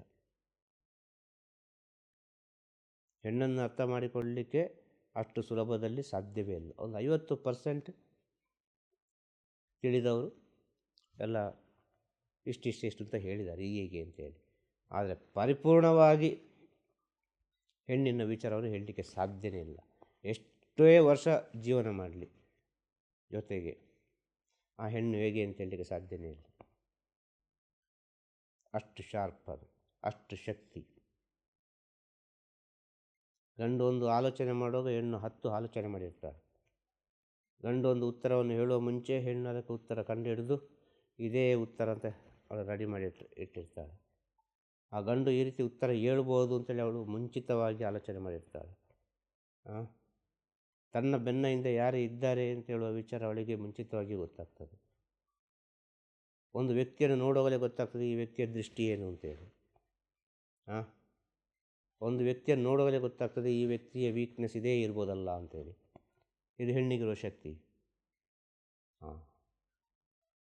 ಆಗ ಹೆಣ್ಣನ್ನು ಗೆಲ್ಲಲಿಕ್ಕೆ ಸಾಧ್ಯ ಇಲ್ಲ. ಆದ ಕಾರಣ ಹೆಣ್ಣನ್ನು ಹೇಳಿತು, ತಾಯಿ ಜಗನ್ಮಾತೆ ಆದಿಶಕ್ತಿ ಪರಾಶಕ್ತಿ ಅಂತೇಳಿ, ನಿನಗೆ ಶರಣಾರ್ಥಿ ಅಮ್ಮ ಅಂಥೇಳಿ ಎಲ್ಲ ಋಷಿಮುನಿಗಳು ತಾಯಿಯನ್ನು ವರ್ಣಿಸಿದರು. ತಾಯಿಯನ್ನು ವರ್ಣಿಸಿದರೆ ಹೆಣ್ಣಿನ ಶಕ್ತಿಯನ್ನು ಅದು ಹೇಳಲಿಕ್ಕೆ ಆಗಲಿಲ್ಲ ಅಂತೇಳಿ. ಅಷ್ಟು ಸೂಕ್ಷ್ಮ ಹೋಗ್ತದೆ. ಇದು ಕೇಳೋಗೆಲ್ಲ ಹೆಣ್ಣು ಮಕ್ಕಳಿಗೆ ಖುಷಿ ಆಗ್ಬೋದು, ಆದರೆ ಇದು ಸತ್ಯ ಅಲ್ಲ. ಹೆಣ್ಣು ಮಕ್ಕಳು ಖುಷಿ ಪಡುವ ವಿಚಾರ ಅಲ್ಲ, ಹೆಣ್ಣು ಮಕ್ಕಳು ತಿಳಿದುಕೊಳ್ಬೇಕಾದ ವಿಚಾರ. ನಮ್ಮೊಳಗೆ ಇಷ್ಟು ಶಕ್ತಿ ಉಂಟಲ್ಲ, ನಾವು ಯಾವ್ಯಾವ ವಿಷಯಕ್ಕೆ ಹೇಗೆಲ್ಲ ವ್ಯರ್ಥ ಮಾಡ್ತಾ ಇದ್ದೇವಲ್ಲ ಅಂತೇಳಿ ತಿಳಿದುಕೊಳ್ಬೇಕಾದ ವಿಚಾರ. ಹೇಳೋದು ಅರ್ಥ ಆಯ್ತಾ? ಒಂದು ಋಷಿಮುನಿಗಳೇ ಒಂದು ಹೆಣ್ಣಿಗೆ ಇಷ್ಟೊಂದು ವಿಚಾರ ಹೇಳಿರುವಾಗ ಅದೇ ಹೆಣ್ಣಲ್ವ ನಾವು, ನಮ್ಮೊಳಗೆ ಕೂಡ ಇಂಥ ಶಕ್ತಿ ಉಂಟಲ್ಲ ಅಂಥೇಳಿ ಪ್ರತಿಯೊಬ್ಬರು ಅರ್ಥ ಮಾಡಿಕೊಂಡ್ರೆ ಈ ದೇಶ ಹೇಗಿರ್ತದೆ ಗೊತ್ತಾ? ಪ್ರಪಂಚದಲ್ಲಿ ಹುಟ್ಟುವ ಮಕ್ಕಳು ಹೇಗಿರ್ತಾರೆ ಗೊತ್ತುಂಟ? ಈ ಪ್ರಪಂಚ ಹೇಗಿರ್ತದೆ ಗೊತ್ತುಂಟ? ಇದು ಅರ್ಥ ಮಾಡಿಕೊಳ್ಳೋದಿಲ್ಲ. ಇದು ಅರ್ಥ ಮಾಡಿಕೊಂಡ್ರೆ ಅವರೇ ಜಗನ್ಮಾತೆ ಆಗಲಿಕ್ಕೆ ಸಾಧ್ಯ. ಅಷ್ಟು ಶಕ್ತಿ ಉಂಟು. ಪ್ರತಿಯೊಬ್ಬನಿಗೂ ಒಂದು ಒಳ್ಳೆಯ ದಾರಿಯಲ್ಲಿ ಕರ್ಕೊಂಡು ಬರುವ ಶಕ್ತಿ ಹೆಣ್ಣಿಗೆ ಮಾತ್ರ ಇರುತ್ತೆ. ಅದೇ ರೀತಿ ಪ್ರತಿಯೊಬ್ಬನಿಗೂ ಆ ಹೆಣ್ಣಿಂದ ಎಲ್ಲಿಗೂ ಹೋಗ್ಬೋದು. ಅಂದರೆ ಅಳಿಸುವುದು ಅವಳೇ, ಬೆಳೆಸುವುದು ಅವಳೇ, ಉಳಿಸುವುದು ಅವಳೇ, ಎಲ್ಲ ಮಾಡೋದು ಅವಳೇ. ಒಂದು ಹೆಣ್ಣಿಂದ ಎಲ್ಲವೂ ಮಾಡಲಿಕ್ಕೆ ಸಾಧ್ಯತೆ ಉಂಟು ಅಂತ ಹೇಳೋದು. ಅದರಲ್ಲಿ ಹೆಣ್ಣು ಹೇಗೆ ಅಂತೇಳಿ ತಿಳಿದುಕೊಳ್ಳಲಿಕ್ಕೆ ಆಗೋದಿಲ್ಲ. ಆಗ ಹೆಣ್ಣು ಹೇಗೆ ಅಂತ ತಿಳಿದುಕೊಳ್ಳಲಿಕ್ಕಾಗಿದ್ದ ಕಾರಣ ಈ ಜ್ಞಾನ ಮಾರ್ಗದಲ್ಲಿ ಹೋಗುವಾಗ ಈ ಹೆಣ್ಣು ಎಂಬುದು ಅನೇಕ ರೀತಿಯಲ್ಲಿ ತಡೆಯಾಗ್ತದೆ. ಹೆಣ್ಣಿಗೆ ಗಂಡು ಎಂಬುದು ಅನೇಕ ರೀತಿಯಲ್ಲಿ ತಡೆಯಾಗ್ತದೆ. ಸಾಧನೆ ಮಾಡುವ ಸಮಯದಲ್ಲಿ ಸಾಧನೆಯಲ್ಲಾಗಿ ಪರಿಪೂರ್ಣವಾಯಿತು ಅಂತ ಹೇಳಿದರೆ ಅವ 1000 ಜನ ಹೆಣ್ಣು ಮಕ್ಕಳೊಟ್ಟಿಗಿರ್ಬೋದು, ಅದು ಬೇರೆ ವಿಚಾರ. ಸಾಧನೆ ಮಾಡುವ ಸಮಯದಲ್ಲಿ ಈ ಹೆಣ್ಣು ಎಂಬುದು ಅನೇಕ ರೀತಿಯ ಮಾಯನ್ನು ಸೃಷ್ಟಿ ಮಾಡಿಬಿಡ್ತದೆ. ದಾಟಬೇಡ ಅಂತೇಳಿ. ಆದ ಕಾರಣ ಹೇಳೋದು, ಗುರುಭಕ್ತರಾದವರಿಗೆ ಗುರುಮನೆಯ ಮಕ್ಕಳಿಗೆ ಹೇಳೋದು, ನಿಮ್ಮ ಜೀವನದಲ್ಲಿ ಭಗವಂತ ಒಂದು ಹೆಣ್ಣನ್ನು ಕೊಟ್ಟರೆ ಅದೇ ಹೆಣ್ಣಿನೊಟ್ಟಿಗೆ ಸಂತೋಷವಾಗಿರಿ. ಇನ್ನೊಂದನ್ನು ಸೃಷ್ಟಿ ಮಾಡಲಿಕ್ಕೆ ಹೋಗಬೇಡಿ. ಒಂದು ವೇಳೆ ಸೃಷ್ಟಿ ಆಗುವುದು ಅಂತ ಇದ್ದರೆ ಅದು ನಿಮ್ಮ ವಿಧಿ ಅಂತೇಳಿ ಇದ್ದರೆ ಅದು ಖಂಡಿತವಾಗಿ ಅದು ಆಗುವುದು ಆಗ್ತದೆ. ಅದಕ್ಕೆ ಬೇಕಾದ ದಾರಿ ಸಿಗ್ತದೆ. ಆದರೆ ಯಾವುದೋ ಒಂದು ಮನಸ್ಸಿನ ಒಂದು ಆಸೆಗೆ ಬೇಕಾಗಿ ಇನ್ನೊಬ್ಬರ ಜೊತೆ ಸಂಬಂಧವನ್ನು ಇಟ್ಟುಕೊಂಡ್ರೆ ಅದು ನಾವು ಮಾಡಿದ ಅಷ್ಟು ಜನ್ಮದ ಪುಣ್ಯ ಎಲ್ಲ ವ್ಯರ್ಥ ಆಗ್ತದೆ. ಎಷ್ಟೋ ಜನ್ಮವನ್ನು ನೀವು ದಾಟಿ ಬಂದಿದ್ದೀರಿ, ಎಷ್ಟೋ ಜನ್ಮವನ್ನು ದಾಟಿ ಬಂದಿದ್ದೀರಿ ಅಂತೇಳಿ, 1-2 ಜನ್ಮವನ್ನಲ್ಲ. ಸುಮ್ಮನೆ ಇಲ್ಲಿ ಬಂದು ಕೂತ್ಕೊಳ್ಳಿಕ್ಕಾಗೋದಿಲ್ಲ. ಆಗ ಏನೆಲ್ಲ ತಡೆ ಮಾಡ್ತದೆ ಅಂತ ಹೇಳೋದು, ಮುಂದಿನ ಜನ್ಮಕ್ಕೆ ಹೋಗಲಿಕ್ಕೆ ದಾರಿಗಳು ಯಾವುದೆಲ್ಲ ಅಡ್ಡಿ ಆಗ್ತಾ ಉಂಟು ಅಂತೇಳೋದು. ಹೇಳೋದು ಅರ್ಥ ಆಗ್ತದಾ? ಕೆಲವು ದುಶ್ಚಟಗಳು. ಈ ದುಶ್ಚಟಗಳು ಅಂತೇಳಿದರೆ ಏನು? ಇದನ್ನು ನಾವು ಸ್ವಲ್ಪ ಯೋಚನೆ ಮಾಡಬೇಕು. ದುಶ್ಚಟಗಳು ಆರೋಗ್ಯವನ್ನು ಕೆಡಿಸ್ತದೆ ಹೇಳ್ತಾರೆ. ದುಶ್ಚಟಗಳು ಆರೋಗ್ಯವನ್ನು ಕೆಡಿಸ್ತದೆ. ದುಶ್ಚಟ ಆರೋಗ್ಯವನ್ನು ಕೆಡಿಸೋದಕ್ಕಿಂತಲೂ ಹೆಚ್ಚಾಗಿ ಜೀವನವನ್ನೇ ಕೆಡಿಸ್ತದೆ. ಕಾರಣ ಏನು? ದುಶ್ಚಟ ಹೇಳಿದಾಗೆ ನಾವಿದ್ದರೆ, ನಾವು ಹೇಳಿದ ಹಾಗೆ ದುಶ್ಚಟ ಇದ್ದರೆ ಅದು ಅದರ ಪಾಡಿಗೆ ಅದಿರ್ತದೆ.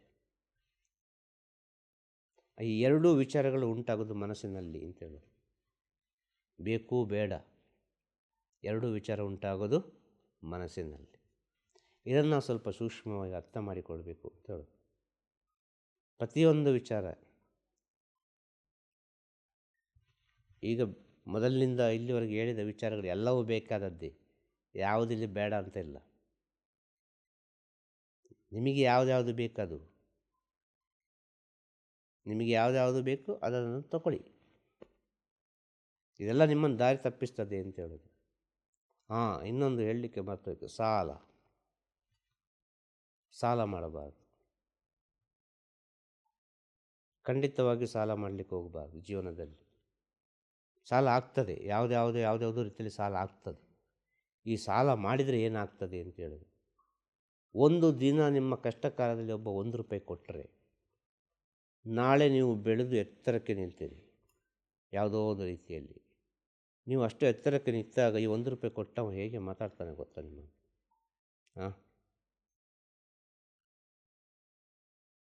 ಒಂದು ಕಾಲದಲ್ಲಿ ನಾನು ಬೇಕಿತ್ತು, 1 ರೂಪಾಯಿ ಬೇಕಿತ್ತು, 1 ರೂಪಾಯಿಗೆ ಗತಿ ಇಲ್ಲ ಆಯಿತು. ಅದೇ ಹೇಳೋದು, ನಮ್ಮ ಕಷ್ಟವನ್ನು ತೋರಿಸಿಕೊಳ್ಳಬಾರ್ದು ಅಂತ ಹೇಳಿ. ನಮ್ಮ ಕಷ್ಟವನ್ನು, ನಮ್ಮ ನೋವನ್ನು, ನಮ್ಮ ದುಃಖವನ್ನು ನಾವು ಇನ್ನೊಬ್ಬರ ಹತ್ರ ಹೇಳಲೇಬಾರ್ದು. ಇದೆಲ್ಲ ಜೀವನದ ಉನ್ನತ ಸ್ಥಿತಿಯನ್ನು ಹೇಳೋದು. ಈ ಸಾಲ ಮಾಡಿದರೆ ಏನಾಗ್ತದೆ ಅಂತ ನಿಜವಾಗಿಯೂ ನೀವು ಸಾಲ ತಕ್ಕೊಂಡು ಆ ಸಾಲಕ್ಕೆ ಅಸಲು ಬಡ್ಡಿ ಸೇರಿಸಿ ಕೊಟ್ಟರೂ ಕೂಡ ಆ ಮಾತು ಹೋಗುವುದಿಲ್ಲ. ಯಾವುದು? ನಾನು ಕೊಟ್ಟಿದ್ದೆ ಅಂತೇಳಿ, ನನ್ನ ಹತ್ರ ಸಾಲ ಮಾಡಿದ್ರು ಅಂತ. ಹೌದಲ್ವಾ? ಇದೆಲ್ಲ ಸತ್ಯಸ್ಥಿತಿಗಳು. ಇದನ್ನೆಲ್ಲ ಅರ್ಥ ಮಾಡಿಕೊಳ್ಳಿ. ಪ್ರೀತಿಸಿ, ಎಲ್ಲರನ್ನು ಗೌರವಿಸಿ, ತಾಳ್ಮೆಯಿಂದಿರಿ, ಶಾಂತಿಯಿಂದಿರಿ, ಬರೋದನ್ನೆಲ್ಲ ಅನುಸರಿಸಿಕೊಂಡೇ ಹೋಗಿ. ನಮ್ಮ ಜೀವನದಲ್ಲಿ ಏನೆಲ್ಲ ಬರ್ತದೆ ಎಲ್ಲವನ್ನು ಸ್ವೀಕಾರ ಮಾಡಿಕೊಂಡೇ ಹೋಗುವ. ಪ್ರತಿಯೊಂದು ಸ್ವೀಕಾರ ಮಾಡುವಾಗ ಆ ಭಗವಂತನ ನಾಮಸ್ಮರಣೆ ಹೇಳಿಕೊಂಡೇ ಹೋಗುವ. ಅದು ಒಳ್ಳೆಯದ ಕೆಟ್ಟದ, ಒಳ್ಳೆಯದಾಗ್ತದೆ ಅಂತೇಳಿ ಹೋಗ್ತಾನೆ ಇರುವ ಜೀವನದಲ್ಲಿ.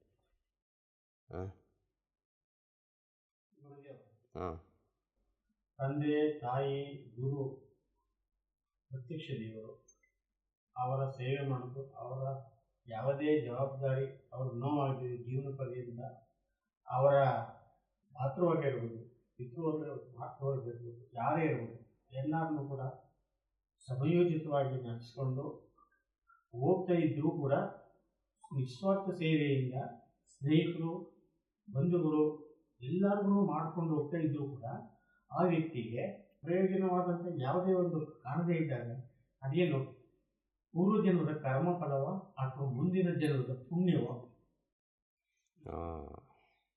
ಅದು ಮುಂದಿನ ಜನ್ಮದ ಪುಣ್ಯ.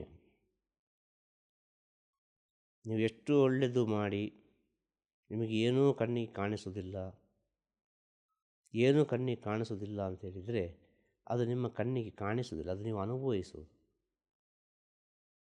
ಅರ್ಥ ಆಯ್ತಾ? ಈಗ ನೀವು ಅನುಭವಿಸ್ತಾ ಇದ್ದೀರಿ. ಎಷ್ಟು ಒಳ್ಳೆಯದು ಮಾಡಿದರೂ ಕೆಟ್ಟದಾಗ್ತಾ ಉಂಟು ಅಂದರೆ ನಿಮ್ಮ ಕರ್ಮದ ಲೆಕ್ಕಾಚಾರ ಮುಗಿತಾನೇ ಉಂಟು. ನೀವು ಹೆಜ್ಜೆ ಮುಂದಿಡ್ತಾ ಇದ್ದೀರಿ. ಹೆಜ್ಜೆ ಮುಂದಿಡ್ತಾ ಹೋಗುವ ಹಿಂದಿನ ಹೆಜ್ಜೆ ಒಂದು ಕಡಿಮೆ ಆಗ್ತಾನೇ ಬರಬೇಕು ಅಲ್ವಾ? ಹಿಂದಿನಿಂದ ಮುಂದೆ ಹೋಗುದು. ಮಾತೃವರ್ಗದಿಂದ, ಸ್ನೇಹಿತರಿಂದ, ಬಂಧುವರ್ಗದಿಂದ ಎಲ್ಲರಿಗೂ ತಾಳ್ಮೆಯಿಂದ ಸಹಿಸಿಕೊಂಡು ಆ ವ್ಯಕ್ತಿ ಎಷ್ಟು ದಿವಸ ಅದನ್ನು ಹಾಗೆ ನುಂಗ್ಕೊಂಡು ಆ ಜೀವನ ಸಾಗಿಸೋಕ್ಕೆ ಸಾಧ್ಯ ಆಗಿದೆ? ಖಂಡಿತವಾಗಿ ಅದನ್ನು ಸಹಿಸಿಕೊಳ್ಳುವ ಗುಣ ಇರುವ ಕಾರಣ, ಅದನ್ನೆಲ್ಲವನ್ನು ಅರಗಿಸಿಕೊಳ್ಳುವ ಗುಣ ಇರುವ ಕಾರಣ, ಸತ್ಯದ ಅರಿವಿರುವ ಕಾರಣ, ಒಳ್ಳೆಯವರಾದ ಕಾರಣ, ಒಂದು ಕರುಣೆ ಇರುವ ಕಾರಣ, ಒಟ್ಟಿನಲ್ಲಿ ಹೇಳಿದರೆ ಸದ್ಗುಣ ಇರುವ ಕಾರಣ ಎಲ್ಲವನ್ನೂ ಸಹಿಸಿಕೊಂಡು ಕೂತ್ಕೊಳ್ಳೋ ಗುಣ ಇರೋದು. ಎಲ್ಲವನ್ನು ಸಹಿಸಿಕೊಂಡು ಕೂತ್ಕೊಳ್ಳೋ ಗುಣ ಇರಬೇಕು ಅಂದರೆ ಅವನೊಳಗೊಂದು ದೈವಿಕ ಶಕ್ತಿ ಇರಬೇಕು. ಎಲ್ಲ ರೀತಿ ಹಾರಾಡಬೇಕು, ಏನೊಂದು ಫೈಟಿಂಗ್ ಮಾಡಬೇಕು ಅಂದರೆ ಅವನೊಳಗೊಂದು ರಾಕ್ಷಸ ಶಕ್ತಿ ಇರಬೇಕು. ಎರಡೇ ಶಕ್ತಿ. ಇದನ್ನೊಂದು ಬ್ಯಾಲೆನ್ಸ್ ಮಾಡಿ ಹೇಳಲಿಕ್ಕೊಂದು ಶಕ್ತಿ ಇರಬೇಕು, ಅದು ಮನುಷ್ಯ ಶಕ್ತಿ. ಹೇಳೋದು ಅರ್ಥ ಆಯ್ತಾ? ಆ ಮನುಷ್ಯ ಶಕ್ತಿ ಎಂಬುದೇ ಗುರು. ಆ ಮನುಷ್ಯ ಶಕ್ತಿ ಇದ್ದರೆ ಹೇಳಲಿಕ್ಕೆ ಸಾಧ್ಯ. ಇದು ದೈವಿಕ ಸ್ಥಿತಿ, ಇದು ರಾಕ್ಷಸ ಸ್ಥಿತಿ ಅಂತ. ಆಗ ಎಲ್ಲವನ್ನು ಸಹಿಸಿಕೊಳ್ಳೋ ಗುಣ ಬಂದಿದೆ ಅಂತಂದರೆ ಭಗವಂತ ನಿಮ್ಮನ್ನು ಒಂದು ಒಳ್ಳೆಯ ಒಂದು ಸ್ಥಿತಿಗೆ ಕರ್ಕೊಂಡು ಹೋಗ್ತಾನೆ ಅಂತ ಅರ್ಥ. ಪ್ರಪಂಚದಿಂದ ನಿಮಗೆ ಸತ್ಯದ ಅರಿವು ಮಾಡ್ತಾನೆ ಅಂತ ಅರ್ಥ. ಬಂಧುಗಳು ಮತ್ತೆಲ್ಲ ಸೇವೆ ಅದು ಇದು ಅವರು ಇವರು ಎಲ್ಲ ಮಾಡಿ ಯಾಕೆ ಹೀಗೆ, ಆಗ ನಿಮಗೆ ಸತ್ಯದ ಅರಿವಾಗ್ತಾ ಉಂಟು ಅಂತೇಳಿ ಅರ್ಥ. ಇದನ್ನು ನೀವು ಸೂಕ್ಷ್ಮವಾಗಿ ಅರ್ಥ ಮಾಡಿಕೊಂಡ್ರೆ ಯಾವುದೇ ಸಂದರ್ಭದಲ್ಲೂ ಅದನ್ನು ತಿರಸ್ಕರಿಸಿ ಬೇಡ ಇದು ಯಾಕೆ ಮಾಡಬೇಕು, ಬೇಡ ಏನು ಒಳ್ಳೆಯದಾಗಿದೆ ನಮಗೆ, ಆ ಮಾಡೋದ್ರಿಂದ ಏನು ಫಲ, ಬೇಡ ಅಂತ ಯಾವತ್ತೂ ಹಿಂದೆ ಅದರ ಒಂದು ಪೀಳಿಗೆಯನ್ನು ಸುಖ ಸಂತೋಷವಾಗಿ ಕಣ್ಣಿಂದ ಕಾಣಕ್ಕಾಗದಿದ್ಮೇಲೆ ಅದೆಷ್ಟು ಕರ್ಮ ಫಲ ಇರ್ಬೋದು ಆ ವ್ಯಕ್ತಿ. ಖಂಡಿತವಾಗಿಯೂ ಒಂದು ಜನ್ಮದ ಕರ್ಮವನ್ನು ನಾವು ಅನುಭವಿಸ್ತಾ ಇರೋದು, ಅದು ಮುಂದಿನ ಜನ್ಮದ ಪುಣ್ಯಕ್ಕಿದ್ದ ದಾರಿ ಅಂತ ಹೇಳೋದು. ನಾವು ಮಾಡಿದ ಪುಣ್ಯ ಎಲ್ಲ ನಾವು ಒಂದು ಜನ್ಮದಲ್ಲಿ ಅನುಭವಿಸ್ತಾ ಇರುವುದು. ಈಗ ನಾವು ಅನುಭವಿಸ್ತಿರುವುದು ಒಂದು ಜನ್ಮದಲ್ಲಿ ಮಾಡಿದ್ದನ್ನು ಈ ಜನ್ಮದಲ್ಲಿ ಅನುಭವಿಸೋದು. ಒಂದು ಜನ್ಮದಲ್ಲಿ ಯಾವುದೋ ಒಂದು ಪುಣ್ಯ ಮಾಡಿದರೆ ಈ ಜನ್ಮದಲ್ಲಿ ಪುಣ್ಯವನ್ನು ಸ್ವಲ್ಪ ಅನುಭವಿಸ್ಲಿಕ್ಕಾಗ್ತದೆ. ಒಂದು ಜನ್ಮದಲ್ಲಿ ಪಾಪವನ್ನೇ ಮಾಡಿದರೆ ಈ ಜನ್ಮದಲ್ಲಿ ಪಾಪವನ್ನೇ ಅನುಭವಿಸಬೇಕಾಗ್ತದೆ. ಒಂದು ಜನ್ಮದಲ್ಲಿ ನೋವನ್ನು ಕೊಟ್ಟರೆ ಈ ಜನ್ಮದಲ್ಲಿ ಅದೇ ನೋವನ್ನು ನಾವು ಅನುಭವಿಸಬೇಕಾಗ್ತದೆ. ಒಂದು ಜನ್ಮದಲ್ಲಿ ಆದ ವಿಚಾರ ಇನ್ನೊಂದು ಜನ್ಮದಲ್ಲಿ ಯಾಕೆ ಬೇಕಾಗಿ ಅನುಭವಿಸೋದು ಅಂತ ಹೇಳಿದರೆ ಮನುಷ್ಯ ಅಷ್ಟು ಬುದ್ಧಿಶಾಲಿದ್ದಾನೆ. ಆದ ಕಾರಣ ಭಗವಂತ ಈ ಜನ್ಮದಲ್ಲಿ ಮಾಡಿದ ತಪ್ಪಿಗೆ ಇನ್ನೊಂದು ಜನ್ಮದಲ್ಲಿ ಶಿಕ್ಷೆ ಕೊಡು, ಇದೇ ಜನ್ಮದಲ್ಲಿ ಕೊಟ್ಟರೆ ಅವ ತಿದ್ದಿಕೊಳ್ತಾನೆ, ಅವ ಅದನ್ನು ಸರಿ ಮಾಡಿಕೊಂಡು ಯಾವುದೋ ರೀತಿಯಲ್ಲಿ ಹೋಗ್ತಾನೆ. ಆ ತಪ್ಪು ಮಾಡಿದವನಿಗೆ ಶಿಕ್ಷೆ ಆಗಲೇಬೇಕು. ತಪ್ಪು ಮಾಡಿದವನಿಗೆ ಶಿಕ್ಷೆ ಆಗಲೇಬೇಕು ಅಂತ ಹೇಳಿದರೆ ಅದು ಜನ್ಮ ಪರಿವರ್ತನೆ ಆಗಲೇಬೇಕು. ಅದು ಬಾಲ್ಯದಿಂದಲೇ ಅನುಭವಿಸಬೇಕಾಗ್ತದೆ, ಅದು ನಡುವಿನಿಂದ ಅನುಭವಿಸಬೇಕಾಗ್ತದೆ, ಅದು ಯೌವನದಿಂದ ಅನುಭವಿಸಬೇಕಾಗ್ತದೆ, ಅದು ವೃದ್ಧಾಪ್ಯದಲ್ಲಿ ಅನುಭವಿಸಬೇಕಾಗ್ತದೆ. ಜನ್ಮದ ವಿಚಾರ. ಈ ಜನ್ಮದಲ್ಲಿ ನಾನು ಒಳ್ಳೆಯದು ಮಾಡಿದೆ, ಬಹಳ ಪುಣ್ಯ ಮಾಡಿದೆ, ದಾನ ಮಾಡಿದೆ, ಎಲ್ಲ ಮಾಡಿದೆ, ಅದು ನನ್ನ ಕೈಯಲ್ಲಿ ಏನು ಇಲ್ಲ. ಮುಂದಿನ ಜನ್ಮದಲ್ಲಿ ಅವನ ಆತ್ಮದ ಸ್ಥಿತಿಗೆ ತಕ್ಕವಾಗಿ ಆ ದೇಹದಿಂದ ಆತ್ಮ ಹೋಗುವಾಗ ಯಾವುದೆಲ್ಲ ಹೋಗ್ತದೆ? ನಮ್ಮ ಪಾಪವು, ನಮ್ಮ ಪುಣ್ಯವು, ನಮ್ಮ ನೆನಪುಗಳು, ನಮ್ಮ ಆಸೆ, ಇದೆಲ್ಲ ಸೇರಿ ಹೋಗುವುದು. ಇದು ಸೇರಿಯೇ ಹೋಗುವುದು. ಇದು ಸೇರಿ ಹೋಗಿ ನೀವು ಆ ದಾನ ಧರ್ಮ ಎಲ್ಲ ಮಾಡಿ ನಿಮಗೆ ಅದೇ ಒಂದು ಸ್ಥಿತಿ ಬರಬೇಕು. ಅರ್ಥ ಆಯ್ತಾ ಹೇಳೋದು? ಎಷ್ಟು ದಾನ ಮಾಡಿದರೂ ಒಳ್ಳೆಯದಾಗ್ತಾ ಇಲ್ಲ. ಯಾಕೆ ಭಗವಂತ ಹೀಗೆ ಅಂತ ನೆನೆಸುವಾಗ ಅವನು ನಿಮ್ಮನ್ನು ಒಂದು ಕೋಟ್ಯಾಧಿಪತಿ ಮನೆಯಲ್ಲಿ ಹುಟ್ಟಿಸ್ತಾನೆ. ಹುಟ್ಟಿಸಿ ನಿಮಗೆಲ್ಲ ಮರೆಸ್ತಾನೆ. ನಿಮಗೆ ಗೊತ್ತಾಗಬಾರ್ದು ನಾನು ಮಾಡಿದ ಪುಣ್ಯದಿಂದ ನಾನಿಲ್ಲಿ ಹುಟ್ಟಿದೆ ಅಂತ. ಇಲ್ಲಿ ನೀನು ಏನು ಮಾಡಬೇಕು, ನಿನ್ನ ಸ್ವಂತ ಅರಿವಿಂದ ನೀನು ಮುಂದೆ ಹೋಗಬೇಕು. ಅಲ್ಲಿ ಮಾಡಿದ್ದಕ್ಕೆ ಇಲ್ಲಿ ನಾನು ಕೊಟ್ಟಿದ್ದೇನೆ ನಿನಗೆ, ಈಗ ನೀನೇನು ಮಾಡ್ತೀ? ಅದೇ ರೀತಿ ಆಗ ಅವನಿಗೆ ಒಂದು ವೇಳೆ ಜ್ಞಾನ ಬಂತು ಅಂತ ಇಟ್ಟುಕೊಳ್ಳುವ. ಆ ಕೋಟ್ಯಾಧಿಪತಿಯಾಗಿ ಹುಟ್ಟಿದ ಮಗು ಬೆಳೀತಾ ಬೆಳೀತಾ ಒಂದು ಜ್ಞಾನ ಬಂತು ಅಂತ ಹೇಳಿದರೆ ಅವ ಹಿಂದಿನ ಜನ್ಮದ ವಾಸನೆ ಇದ್ದರೆ ಅದೇ ರೀತಿ ಮಾಡ್ತಾನೆ. ಇದು ನನ್ನದಲ್ಲ, ನಾನು ಸಂಪಾದನೆ ಮಾಡಲಿಲ್ಲ, ನನ್ನ ಅಜ್ಜನ ಕಾಲ ಸಂಪಾದನೆ ಮಾಡಿರ್ಬೋದು, ಅಂಥ ಒಂದು ಕುಟುಂಬದಲ್ಲಿ ಹುಟ್ಟಿದ್ದೇನೆ, ಅಂಥ ಒಂದು ಮನೆಯಲ್ಲಿ ಹುಟ್ಟಿದ್ದೇನೆ, ಇಲ್ಲಿ ನಾನು ಯಾಕೆ ಹುಟ್ಟಿದ್ದೇನೆ, ಯಾವ ಕಾರಣಕ್ಕೆ ಬೇಕಾಗಿ ಹುಟ್ಟಿದ್ದೇನೆ ಎಂಬ ಸತ್ಯದ ಅರಿವು ಬಂದರೆ ಅವೆಲ್ಲ ಮತ್ತೆ ಕೊಟ್ಟುಕೊಂಡೇ ಹೋಗೋದು. ಹೇಳೋದರ್ಥ ಆಯ್ತಾ? ಆ ವಾಸನೆಯನ್ನು ಕೊಡೋದಿಲ್ಲ, ಆ ವಾಸನೆಯನ್ನು ನೀವೇ ತಿಳಿದುಕೊಳ್ಬೇಕು ಅಂತ. ಅದು ಒಳ್ಳೆಯದಾದರೆ ಕಷ್ಟ, ಕೆಟ್ಟದಾದರೂ ಕಷ್ಟ. ಆಗ ನಾವು ಅನುಭವಿಸ್ತಾ ಇದ್ದೇವೆ. ಇದನ್ನು ನಾವು ತಿಳಿದುಕೊಳ್ಬೇಕು, ನಮ್ಮ ಸ್ಥಿತಿ ಇದು ಅಂತೇಳಿ. ಹೇಳೋದರ್ಥ ಆಯ್ತಾ ನಿಮಗೆ? ಎಲ್ಲವೂ ಅದು ಹಿಂದಿನಿಂದಲೇ ಬರೋದು ಮುಂದೆ. ಅದು ಯಾಕೆ ಈ ಜನ್ಮದಲ್ಲಿ ಅಂತಾರೆ, ಅದು ಒಂದು ಜನ್ಮದ ಸ್ಥಿತಿ, ಅದು ಈ ಜನ್ಮದಲ್ಲಿ ಇದೇ ರೀತಿ ಅನುಭವಿಸಿ ಮುಗಿಸಬೇಕು. ಆ ರೀತಿ ಅನುಭವಿಸಿ ಮುಗಿಸಿದರೆ ಅದಕ್ಕೆ ಸರಿಯಾದ ಒಂದು ಆತ್ಮಕ್ಕೆ ತೃಪ್ತಿ. ಇದು ಆತ್ಮ ಡಿಸೈಡ್ ಮಾಡಿದ ವಿಚಾರ, ಇದು ಆತ್ಮ ಮಾಡ್ತಾ ಇರುವುದು. ನೀವು ನೆನೆಸಿದ್ದು ನೀವು ಮಾಡಿದ್ರಿ, ನೀವು ಮಾಡಿದ್ರಿ. ಒಂದು ಉದಾಹರಣೆ ಹೇಳೋದು, ಅರ್ಥ ಆಯ್ತಾ ಅಲ್ವಾ? ಇಲ್ಲಿ ಇಂಥ ಒಂದು ನಾನು, ಯಾವುದು ನಾನು, ಇಲ್ಲಿ ಯಾವುದು ನಾನು ಅಂತ ಕೇಳೋದು. 10 ನಿಮಿಷ ಹಿಂದೆ ಆಲೋಚನೆ ಮಾಡಿದ ಆಲೋಚನೆಗಳೇ ನಮ್ಮದಲ್ಲ. ಆ ಆಲೋಚನೆ ಹೋಗಿ ಇನ್ನೊಂದು ಆಲೋಚನೆ ಬಂದಿರ್ತದೆ. ಅದು ಆಲೋಚನೆ ಮಾಡಿದ ಯಾರು? ಇನ್ನು 10 ನಿಮಿಷ ಮುಂದೆ ಈಗ ಆಲೋಚನೆ ಮಾಡಿದ ವಿಚಾರ 10 ನಿಮಿಷದ ಮುಂದೆ ಅದು ನಮ್ಮದಲ್ಲ, ಅದು ನಮ್ಮ ಕೈ ಬಿಟ್ಟು ಹೋಗ್ತದೆ ಅಲ್ವಾ? ಇಲ್ಲಿ ಎಲ್ಲವೂ ಚೇಂಜ್ ಆಗ್ತಾ ಉಂಟು. ದೇಹ ತಗೊಂಡ್ರೆ ಜೀವಕೋಶಗಳು ಸಾಯ್ತದೆ ಸಾಯ್ತದೆ ಹುಟ್ಟುತ್ತದೆ, ಸಾಯ್ತದೆ ಹುಟ್ಟುತ್ತದೆ, ಸಾಯ್ತದೆ. ಈ ದೇಹ ದೇಹ ಅಂತ ಹೇಳ್ತೇವೆ. ಮನಸ್ಸು ಅದನ್ನು ಸ್ವಲ್ಪ ಬೇರೆ ಮಾಡಿ, ಅದು ನಿಮ್ಮದ, ಅದು ನಿಮ್ಮದಲ್ಲ. ದೇಹ ನಿಮ್ಮದ, ನಿಮ್ಮದಲ್ಲ. ಮತ್ತು ಯಾವುದು ಇಲ್ಲಿ ನಿಮ್ಮದು? ಇಲ್ಲಿ ಯಾವುದು ನಾನು? ಇಲ್ಲಿ ನಾನೇ ಇಲ್ಲ, ಇದು ಸತ್ಯ. ಆದರೆ ಒಂದು ಮಾಯಾರೂಪವಾಗಿ ಕಣ್ಣಿಗೆ ಕಾಣ್ತಾ ಉಂಟು. ಹೇಳೋದು ಅರ್ಥ ಆಯ್ತಾ? ಒಂದು ಮಾಯಾರೂಪವಾಗಿ ಕಣ್ಣಿಗೆ ಕಾಣ್ತಾ ಉಂಟು. ಎಲ್ಲ ಪರಿವರ್ತನೆ ಆಗ್ತಾನೇ ಇರೋದು, ಎಲ್ಲ ಮುಂದೆ ಹೋಗ್ತಾನೇ ಇರೋದು. ಆದ ಕಾರಣ ಮಗುವಾಗಿ ಇಷ್ಟು ಎತ್ತರಕ್ಕೆ ಬೆಳೆದು ನಿಂತದ್ದು. ಆ ಮಗು ನಮ್ಮ ಒಳಗೆ ಇತ್ತಲ್ಲ, ನಾವೀಗ ಮಗುವ? ಆ ಮಗು ಎಲ್ಲಿ ಉಂಟೀಗ? ನಾನು. ಆದರೆ ಮಗು ಉಂಟು ಒಳಗೆ, ಅದು ಬರೋ ಸಮಯದಲ್ಲಿ ಹೊರಗೆ ಬರ್ತದೆ ಖಂಡಿತವಾಗಿಯೂ. ಮಗುವಿನಿಂದ ಹಿಡಿದು ಅಷ್ಟು ವಯಸ್ಸಿನಲ್ಲಿವರೆಗಿನ ಒಂದು 100 ವರ್ಷ ಅಂತ ಇಟ್ಟುಕೊಳ್ಳೋ ಒಂದು ವ್ಯಕ್ತಿಗೆ, ಆ ಮಗುವಿನಿಂದ ಪ್ರಾರಂಭವಾದ್ದು 100 ವಯಸ್ಸಿನವರೆಗೆ ಅದರ ಪ್ರಯಾಣ ಇರ್ತದೆ. ಆ ಮಗುವಿನ ತನ ಇರ್ತದೆ ದೇಹದೊಳಗೆ ಅಂತ ಹೇಳೋದು. ಆದರೆ ಕಾಣ್ತದ ರೂಪ ಪರಿವರ್ತನೆಯಾಗಿ ಹೋಗಿರ್ತದೆ, ಅನೇಕ ರೀತಿಯಲ್ಲಿ ಪರಿವರ್ತನೆ ಆಗಿರ್ತದೆ ರೂಪ. ಇವತ್ತಿದ್ದ ರೂಪ ನಾಳೆ ಇರೋದಿಲ್ಲ ಅಲ್ವಾ? ಇಲ್ಲಿ ಎಲ್ಲವೂ ಪರಿವರ್ತನೆ, ಎಲ್ಲವೂ ಪರಿವರ್ತನೆ, ಎಲ್ಲವೂ ಪರಿವರ್ತನೆ ಆಗೋದು. ನನ್ನದು ಅಂತ ಏನು ಉಂಟು ಇಲ್ಲಿ? ಏನೂ ಇಲ್ಲ ಕೊನೆಗೆ. ಈ ಸತ್ಯದ ಸ್ಥಿತಿ ತಿಳಿಲಿಕ್ಕೆ ಬೇಕಾಗಿ, ಅದು ಮುಂದಿನ ಜನ್ಮಕ್ಕೆ ದಾರಿಗೆ ಬೇಕಾಗಿ ಕೆಲವರಿಗೆ ಅದು ಜನ್ಮದಲ್ಲಿ, ಸಂಸಾರದಲ್ಲಿ, ಈ ಪ್ರಪಂಚದಲ್ಲಿ ಯಾವುದೋ ಒಂದು ರೀತಿಯಲ್ಲಿ ಭಗವಂತ ಪಾಠ ಮಾಡ್ತಾನೆ. ಹಾಗಾದ್ರೆ ಇಷ್ಟೇ ನೀವು ತ್ಯಾಗ ಮಾಡಿ ಮನುಷ್ಯ ತನ್ನವರ್ಗು ಉಳ್ಕೊಳ್ತಿದ್ರೆ, ಕೊನೆಯವರೆಗೂ ಇದಾಯ್ತಾರೆ. ನಾನು ಮಾಡಿದ ವ್ಯಕ್ತಿ, ಈ ಮೋಸ ಮಾಡಿದಂಥ ವ್ಯಕ್ತಿನ ಅವನಿಂದ ಆಗ್ತಕ್ಕಂಥ ಪನಿಷ್ಮೆಂಟ್ ನೋಡಕ್ ಆಗದೇ ಇಲ್ವಾ? ನೋಡಬಾರ್ದು. ಅರ್ಥ ಆಯ್ತಾ? ನಾವಿದು ಆಸೆ ಪಡೋದು, ನಮ್ಮ ಕಣ್ಣ ಮುಂದೆ ನಮಗೆ ಮೋಸ ಮಾಡಿದ ವ್ಯಕ್ತಿಗೆ ಏನೊಂದು ಆಗಬೇಕು ಅಂತೇಳಿ. ಅದು ಬೇಡ ನಮಗೆ. ನಾವು ಮೋಸ ಹೋದೆವು ಅಷ್ಟೇ. ನಾವು ಮೋಸ ಮಾಡ್ಬೇಕಾದ್ರೆ ನಾವು ಮೋಸ ಹೋದ್ರೆ ತಾನೆ ಮೋಸ ಆಗೋದು. ಈ ಮೋಸ ಹೋಗೋದು ಹೇಗೆ? ನಂಬಿದ್ದಾನೆ, ಅತಿಯಾದ ಪ್ರೀತಿಯಿಂದ ತಾನೆ. ಅತಿಯಾದ ಪ್ರೀತಿಯಿಂದ, ಅತಿಯಾದ ಈ ಒಂದು ಸ್ಥಿತಿಯಲ್ಲಿ ಅಲ್ಲಿ ಇರುವಾಗ, ಅತಿಯಾದ ನಂಬಿಕೆಯಲ್ಲಿ ಇಂಥ ಮೋಸಗಳೆಲ್ಲ ಆಗೋದು. ಇಲ್ಲಿ ನಮ್ಮನ್ನು ಯಾಕೆ ನಾವು ತಪ್ಪು ತಿಳ್ಕೊಳ್ಳೋದಿಲ್ಲ? ನಮಗೆ ಅವ ಮೋಸ ಮಾಡಿದ ಅಂತ ಹೇಳೋದಕ್ಕಿಂತ ನಾವು ಮೋಸ ಹೋದೆವು, ಅವನಿಂದ ಒಂದು ಪಾಠ ಕಲಿತಾ ಇದ್ದೇವೆ. ನಮ್ಮ ಜೀವನದಲ್ಲಿ ನಾವೆಂಥ ಒಂದು ಮುಟ್ಟಾಳರು ಅಂತೇಳಿ ನಮಗೆ ಗೊತ್ತಾಯಿತು. ನಾವು ಹೀಗೆ ತಗೊಳ್ಬೇಕು. ಹೀಗೆ ತಗೊಂಡ್ರೆ ಎಲ್ಲಿ ಉಂಟು ನಮಗೆ ಟೆನ್ಷನ್? ಖುಷಿ ಖುಷಿ ಅಷ್ಟೇ. ಹೌದಪ್ಪ, ನಾನು ಸೋತಿದ್ದೆ, ನನಗಾಗ್ತಿಲ್ವ? ಆಟದಲ್ಲಿ ಸೋಲು ಗೆಲುವು ಇರುವುದೇ.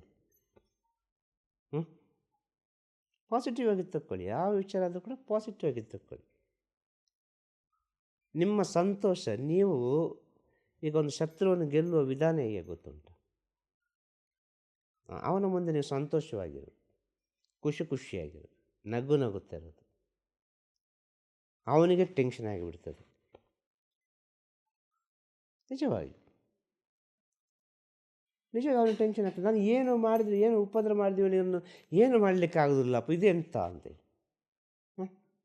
ನಗುಗೆ ಎಷ್ಟು ಶಕ್ತಿ ಉಂಟು, ಒಂದು ಹ್ಯಾಪಿನೆಸ್ಗೆ ಅಷ್ಟು ಶಕ್ತಿ ಉಂಟು, ಪ್ರೀತಿಗೆ ಅಷ್ಟು ಶಕ್ತಿ ಉಂಟು. ಅದು ಎಲ್ಲವನ್ನು ಅದು ಏನು ಮಾಡಬೇಕು ಅದು ಮಾಡ್ತಾ ಪ್ರೀತಿ. ಆ ನಗು, ಆ ದೈವಿಕ ನಗು, ದೈವಿಕ ಶಕ್ತಿ ಇರುವ ಸ್ಥಳ ನಗು ಅಂತ ಹೇಳಿದರೆ. ತಾಯಿ ಸರಸ್ವತಿ ಇರುವ ಸ್ಥಳ. ಸರಸ್ವತಿ ಯಾರಿಗೆ ಬೇಡ? ಅಲ್ವಾ? ಹೇಳೋದು ಅರ್ಥ ಆಯ್ತಾ ನಿಮಗೆ? ಒಳ್ಳೊಳ್ಳೆ ವಿಚಾರನೇ ಮಾತಾಡಿ ಅಂತ ಹೇಳೋದು. ಸಂತೋಷದ ವಿಚಾರನೇ ಮಾತಾಡಿ, ಪಾಸಿಟಿವ್ ಆಗಿ ಮಾತಾಡಿ. ನಾವು ಅವರನ್ನು ಯಾಕೆ ನೋಡಬೇಕು? ಯಾವುದೊಂದು ಜನ್ಮದಲ್ಲಿ ನಾವು ಮಾಡಿದ ತಪ್ಪನ್ನು ಇವನ ಮೂಲಕ ನಾವು ಅನುಭವಿಸ್ತಾ ಇದ್ದೇವೆ. ಬೇಗ ಭಗವಂತ ಇದರಿಂದ ಒಂದು ಹೊರಗೆ ಬರಲಿಕ್ಕೆ ದಾರಿಯನ್ನು ಕೊಡು ಅಂತ ಹೇಳುವಾಗ ಇಂಥ ವಿಚಾರಗಳೆಲ್ಲ ನಿಮ್ಮ ಒಳಗೆ ಸೃಷ್ಟಿಯಾಗ್ತದೆ. ದಾರಿ ಕೊಡು ಅಂದರೆ ಭಗವಂತ ಒಂದು ದೇವಸ್ಥಾನಕ್ಕೆ ಕರ್ಕೊಂಡು ಹೋಗೋದಿಲ್ಲ, ಒಂದು ಗುರುಗಳ ಹತ್ರ ಕರ್ಕೊಂಡು ಹೋಗೋದಿಲ್ಲ. ನಿಮ್ಮ ಒಳಗೆ ಈ ಆತ್ಮವಿಶ್ವಾಸವನ್ನು ತುಂಬಿಸ್ತಾನೆ. ಈಗ ನಾನು ಹೇಳಿದ ಹಾಗೆ ನಾವು ಮೋಸ ಹೋದದ್ದು ತಪ್ಪು ನಮ್ಮದು ಉಂಟಿಲ್ಲಿ. ನಾವು ಅವನನ್ನು ಯಾಕೆ ತಪ್ಪು ಹೇಳೋದು? ನಾವು ಸಹ ಜೋಡಿಯಾಗಿದ್ದೇವಲ್ಲ. ಒಂದು ತಪ್ಪಾಗಬೇಕಾದ್ರೆ ಎರಡು ಕೈ ಸೇರಿದ್ದಾನೆ, ಒಂದು ಏನೊಂದು ಆಗೋದು. ಹಾಂ, ಒಬ್ಬರಿಂದ ತಪ್ಪು ಮಾಡಲಿಕ್ಕೆ ಆಗೋದಿಲ್ಲ. ಹಾಂ, ಅವನು ಒಬ್ಬನೇ ಇದ್ದರೆ ಅದು ತಪ್ಪೇ ಆಗೋದಿಲ್ಲಲ್ಲ. ಹಾಂ, ಯಾರಿಂದನೂ ಯಾರೋ ಮೋಸ ಹೋದಾಗ ಮೇಯ್ನಾಗಿ ಪ್ರಾಬಬ್ಲಿ ಕಾಡುವಂಥ ವಿಷಯ ಏನಂದರೆ ನಾವು ಮೋಸ ಹೋಗೋದು ಅಂತ ಪ್ರತಿದಿನ ಮಲಗಿ ಎದ್ದಾಗ ಆ ರಿಮೈಂಡರ್ ಥರ ಅದು ಜ್ಞಾಪಿಸ್ತದಲ್ಲ, ಹಾಂ, ಇದೇ ಮೋಸ್ಟ್ ಪ್ರಾಬಬ್ಲಿ ತುಂಬ ಜಾಸ್ತಿ ಎಲ್ಲರಿಗೂ ಇಂಪ್ಯಾಕ್ಟ್ ಮಾಡೋದು. ಅದು ಬೆಳಗ್ಗೆ ಎದ್ದ ತಕ್ಷಣ ಯೋಚನೆ ಬರ್ತದೆ, ನನಗೆ ಹಿಂಗಾಯಿತು ಅನ್ನೋ ಅದಕ್ಕೆ ಅಹಂಕಾರನ ಅದನ್ನು ಬದಲಾಯಿಸೋದು ಹೆಂಗೆ ಮನುಷ್ಯ? ಅಹಂಕಾರ ಅಂತ ಹೇಳಿದರೆ ನನ್ನಿಂದಾಯಿತು, ನಾನು ಮಾಡಿದ್ದೆ, ನನ್ನ ಬಗ್ಗೆ ಜಾಸ್ತಿ ಒಂದು ಯಾರೊಬ್ಬ ತಿಳ್ಕೊಳ್ತಾನೋ ನಾನು ಅದು ಅಹಂಕಾರ ಆಗ್ತದೆ. ಅರ್ಥ ಆಯ್ತಾ? ಎಲ್ಲದಕ್ಕೂ ನಾನು ಅಂತೇಳಿ ಹೋದರೆ ಅಹಂಕಾರವೇ. ಯಾವುದರ ಮೇಲೆ ಅಹಂಕಾರ? ಅದೆಲ್ಲವೂ ಅಹಂಕಾರವೇ. ಈ ದೇಹದ ಮೇಲಿನ ಒಂದು ವ್ಯಾಮೋಹವನ್ನು ಬಿಡುದು ಅಂತ ಆದರೆ ಉಂಟಲ್ಲ, ಅದು ನಾನು ಅಂತೇಳಿ ಬರೋದಿಲ್ಲ. ನಡಿಬೇಕಿತ್ತು, ನಡೆದು ಹೋಯ್ತು. ಆಗಬೇಕಿತ್ತು, ಹಾಗೆ ಹೋಯ್ತು. ಒಬ್ಬರನ್ನು ಮೀಟ್ ಮಾಡಿ ಆಯಿತು. ಅರ್ಥ ಆಯ್ತಲ್ವ? ನಾನು ಮೀಟು ಮಾಡಿದೆ, ಅದನ್ನು ಪುನಃ ನೆನಪಿಸಿಕೊಳ್ಳುವುದು. ಹಾಂ, ಈ ಪ್ರಾಬ್ಲಮ್ಮನ್ನು ನಾವು ಎಷ್ಟು ಜಾಸ್ತಿಯಾಗಿ ನಾವು ಮನಸ್ಸಿನೊಳಗೆ ತಗೊಳ್ತೇವೋ ಅಷ್ಟರ ಮಟ್ಟಿಗೆ ಅದು ಬೆಳೀತಾನೇ ಹೋಗ್ತದೆ. ನಾವು ಯಾವುದರ ವಿಷಯದ ಬಗ್ಗೆ ನಾವು ಕೇಂದ್ರ ಬಿಂದುವಾಗಿದ್ದೆವೋ ಅದೇ ಬೆಳೆಯುವುದು, ಬೇರೇನಲ್ಲ. ಒಂದು ಗುರುಗಳ ಮೇಲೆ ಕೇಂದ್ರ ಬಿಂದುವಾಗಿದ್ದರೆ ನಮ್ಮ ಮನಸ್ಸು ಸೂಕ್ಷ್ಮದಲ್ಲಿ ಗುರುಗಳನ್ನೇ ನೋಡ್ತಾ ಉಂಟು ಅಂತ ಹೇಳಿದರೆ ಅಲ್ಲಿದೆಲ್ಲ ವಿಚಾರಗಳು ಯಾವುದೋ ಒಂದು ರೀತಿಯಲ್ಲಿ ನಮ್ಮೊಳಗೆ ಡೌನ್ಲೋಡ್ ಆಗ್ತದೆ. ಹೇಳೋದು ಅರ್ಥ ಆಯ್ತಾ? ಹಾಂ, ನಾವು ಯಾವುದೆಲ್ಲ ಆಲೋಚನೆ ಮಾಡ್ತೇವೆ, ಪ್ರಪಂಚದೆಲ್ಲ ಸ್ಥಿತಿಗತಿಗಳನ್ನು, ಇಂಥ ಪ್ರಾಬ್ಲಮ್ಗಳನ್ನೆಲ್ಲ ಆಲೋಚನೆ ಮಾಡ್ತೇವೆ. ಈ ಪ್ರಾಬ್ಲಮನ್ನು ನೀವು ನೆನೆಸಿಕೊಂಡಿದ್ರೆ ಏನು ಪ್ರಯೋಜನ? ನಾನು ಕೇಳೋದು. ಇವತ್ತಿನ ಒಂದು ಸಂತೋಷವನ್ನು, ಇವತ್ತಿನ ಸತ್ಯವನ್ನು ನೀವು ಕಳೆದುಕೊಳ್ತೀರಿ. ಇವತ್ತು ಸತ್ಯವಂತರಾಗಿರಿ, ಖುಷಿಯಾಗಿರಿ. ನಾಳೆ ನೀವು ಇಲ್ಲ ಅಂತ ಹೇಳಿದರೆ, ನಾಳೆ ನೀವು ಇಲ್ಲ ಪ್ರಪಂಚದಲ್ಲಿ. ಆಗ ನಿಮ್ಮ ಆತ್ಮ ಎಷ್ಟು ಕಷ್ಟಪಡ್ತದೆ ಗೊತ್ತಾ? ಈ ವಿಷಯಗಳನ್ನೆಲ್ಲ ನೀವು ಎಲ್ಲ ತಲೆಯಲ್ಲಿ ತುಂಬಿಸಿಕೊಂಡು ನಿಮ್ಮ ಆತ್ಮ ಬೇರೆದಕ್ಕೋ ಏನೋ ಒಂದು ಹುಡುಕ್ತಾ ಉಂಟು, ಅದಕ್ಕೆ ಇದೆಲ್ಲ ತಡೆ ಆಗ್ತಾ ಉಂಟು. ಸ್ವಲ್ಪ ಫ್ರೀ ಬಿಡಿಯಲ್ಲ ಎಲ್ಲ ವಿಚಾರವನ್ನು ಫ್ರೀ ಬಿಟ್ಟು ಸ್ವಲ್ಪ ರಿಲ್ಯಾಕ್ಸ್ ಆಗಿರುವಾಗ ಈ ಆತ್ಮವೇ ಒಂದೊಂದು ವಿಚಾರ ಸೂಚಿಸ್ತದೆ. ಅದಕ್ಕೆ ಸಮಯ ಕೊಡಿ. ಅದಕ್ಕೆ ಸಮಯ ಕೊಡುವಾಗ ನಿಮ್ಮ ಆತ್ಮ ತೃಪ್ತಿ ಹೊಂದ್ತದೆ, ಆನಂದ ಉಂಟಾಗ್ತದೆ, ಒಂದು ಶಾಂತಿ ಉಂಟಾಗ್ತದೆ. ಇದೆಲ್ಲ ಸರಿ ಮಾಡಲಿಕ್ಕೆ ಆಗೋದಿಲ್ಲ ಅಂತ ಗೊತ್ತಿದ್ದ ಮೇಲೆ ನಾವು ಇದರ ಜೊತೆ ಹೋರಾಟ ಮಾಡೋದು ಸರಿಯಲ್ಲ ಅಂತ ಹೇಳಿ. ಯಾವುದೇ ವಿಷಯ ಆದರೂ ಅಷ್ಟೇ, ಬಿಸ್ನೆಸ್ ಆದರೂ ಸರಿ, ವ್ಯಾಪಾರ ಆದರೂ ಸರಿ, ಯಾವುದಾದ್ರೂ ಅಷ್ಟೇ. ಒಂದು ನಾವು ಮಾಡ್ತಾ ಇದ್ದೇವೆ, ಅದು ನಮಗೆ ಸರಿ ಹೋಗ್ತಾ ಇಲ್ಲ ಅಂತೇಳಿ ಅದು ಬಿಡೋದು ಒಳ್ಳೆಯದು. ಅದನ್ನು ಇನ್ನೂ ಸರಿ ಮಾಡ್ತೇನೆ, ನಾನು ಸರಿ ಮಾಡ್ತೇನೆ ಅಂತ ಹೇಳಿದರೆ ಅದು ಆಗೋದಿಲ್ಲ. ಅದು ಸರಿ ಆಗೋದು ಅಂತೇಳಿ ತಾನೇ ಸರಿ ಆಗ್ತದೆ. ಹೇಳೋದು ಅರ್ಥ ಆಯ್ತಾ? ಡಾಕ್ಟ್ರಿಗೆ ಹೇಳಿದ ಅರ್ಥ ಆಯ್ತಾ? ಇಷ್ಟೇ ಹೇಳೋದು. ಏನಾದರೂ ಯಾವುದೇ ಒಬ್ಬ ಮನುಷ್ಯನಿಗೆ ತಾನು ಮಾಡಿರ್ತಕ್ಕಂಥ ಇದಕ್ಕೆ ತಮ್ಮ ಮಕ್ಕಳಿಂದಾಗಲಿ ಇನ್ನೊಬ್ಬರಿಂದಾಗಲಿ ಆ ಸಂತೋಷವನ್ನು ಸ್ವೀಕಾರ ಮಾಡ್ಕೊಂಡು ನೆಮ್ಮದಿನ ಪಡ್ಕೊಳ್ಳೋದಕ್ಕೆ ಆಗದೇ ಇಲ್ವಲ್ಲ, ಅವೆಲ್ಲ ತಡೆ ಆಗ್ತಾವಲ್ಲ. ಖಂಡಿತವಾಗಿಯೂ ಸತ್ಯದ ಅರಿವಾಗಬೇಕಾದ್ರೆ ಇದೆಲ್ಲ ಆಗಬೇಕು ಅಂತ ಹೇಳೋದು. ಇದನ್ನು ಎಕ್ಸ್ಪೆಕ್ಟೇಷನ್ ಮಾಡಬಾರ್ದು ಅಂತ ಹೇಳೋದು ನಾನು. ಮಕ್ಕಳಿಂದ ಸಂತೋಷ ಸಿಗಬೇಕು, ಸಂಬಂಧದಿಂದ ಸಂತೋಷ ಸಿಗಬೇಕು, ಇವರ ಜೊತೆ ಇರಬೇಕು ಎಂಬ ಈ ಎಕ್ಸ್ಪೆಕ್ಟೇಷನನ್ನು ಬಿಟ್ಟು ಬಿಡಬೇಕು. ಅದು ಯಾಕೆ ಬೇಕಾಗಿ ನನ್ನ ಜೀವನದಲ್ಲಿ ಆಗ್ತಾ ಉಂಟು? ನಿಮ್ಮ ಪಕ್ಕದವರ ಮನೆಯಲ್ಲಿ ನಿಮಗೆ ನಿಮ್ಮಷ್ಟೇ ವಯಸ್ಸಿನವರಿಗೆ ಮಕ್ಕಳಿಂದ, ಹೆಂಡತಿಯಿಂದ, ಅವರಿಂದ ಇವರಿಂದೆಲ್ಲ ಸಂತೋಷ ಸಿಗ್ಬೋದು, ಅವರು ಖುಷಿಯಾಗಿರ್ಬೋದು. ಅವರಿಗೆ ಯಾಕೆ ಬೇಕಾಗಿ ಜೀವನದಲ್ಲಿ ನಡೀತದೆ? ಅದು ನನ್ನ ಜೀವನದಲ್ಲಿ ಯಾಕೆ ಬೇಕಾಗಿ ಇದು ನಡೀತದೆ? ವ್ಯಾಮೋಹದಿಂದ ದೂರ ಆಗಬೇಕಾ ನಾನು? ಅಲ್ಲ, ನಾನು ವ್ಯಾಮೋಹವನ್ನು ಬಯಸಿಕೊಂಡು ಹೋಗ್ತಾ ಇದ್ದೇನಾ? ಈ ಪ್ರಕೃತಿ ನನಗೆ ಏನನ್ನು ಹೇಳಿಕೊಡ್ತಾ ಉಂಟು? ಇದನ್ನು ನಾವು ಇಲ್ಲಿ ಒಂದು ಅಧ್ಯಯನ ಮಾಡಲಿ ಕಲಿಬೇಕು ಇಂಥ ಸಮಯದಲ್ಲಿ. ಹೇಳೋದರ್ಥ ಆಯ್ತಾ? ಹಾಂ. ಈಗ ನಿಮಗೆ ಆದಂಥ ನೋವು ಪಕ್ಕದ ಮನೆಯವರಿಗೆ ಆಗಬೇಕಾಗಿಲ್ಲ. ಆ ಪಕ್ಕದ ಮನೆಯಲ್ಲಿರೋ ಸಂತೋಷ ಇನ್ನೊಂದು ಮನೆಯಲ್ಲಿರಬೇಕಾಗಿಲ್ಲ. ಬೇರೆ ಬೇರೆ ಬೇರೆ ಅವರ ಕರ್ಮಕ್ಕೆ ತಕ್ಕವಾಗಿ ಜೀವನ, ಅವರ ಜೀವನಕ್ಕೆ ತಕ್ಕವಾದ ಕರ್ಮ ಭಗವಂತ ಕೊಟ್ಟದ್ದು, ಅದು ಅನುಭವಿಸಲೇಬೇಕು. ಅದು ಯಾವುದೋ ಒಂದು ರೀತಿಯಲ್ಲಿ ನಾವು ಅನುಭವಿಸಿ ಮುಗಿಸಲೇಬೇಕು. ಹೇಳೋದರ್ಥ ಆಯ್ತಾ? ಎಲ್ಲ ಕರ್ಮವನ್ನು ಅನುಭವಿಸಲಿಕ್ಕೆ, ಎಲ್ಲ ಕರ್ಮವನ್ನು ಕರಗಿಸಲಿಕ್ಕೆ ಆ ಸತ್ಯದೇವ ಇದ್ದಾನೆ ಅಂತ ತಿಳಿದುಕೊಂಡು ಒಂದೊಂದು ಹೆಜ್ಜೆಯನ್ನು ಮುಂದಿಡ್ತಾ ಹೋಗಿ. ಯಾವುದೆಲ್ಲ ದಾರಿ ಮುಚ್ಚಿ ಹೋಗಿದೋ ಆ ದಾರಿಯೆಲ್ಲ ಸೂರ್ಯನ ಪ್ರಕಾಶದಿಂದ ಕಣ್ಣಿಗೆ ಕಾಣಲಿ. ಹೇಳೋದರ್ಥ ಆಯ್ತಾ? ಶುಭವಾಗಲಿ. ತಿರುಚಿಟ್ರಂಬಲಂ. ಗುರುವೇ ಶರಣಂ. ನಮಃ ಶಿವಾಯ. ನಮಃ ಶಿವಾಯ. ನಮಃ ಶಿವಾಯ.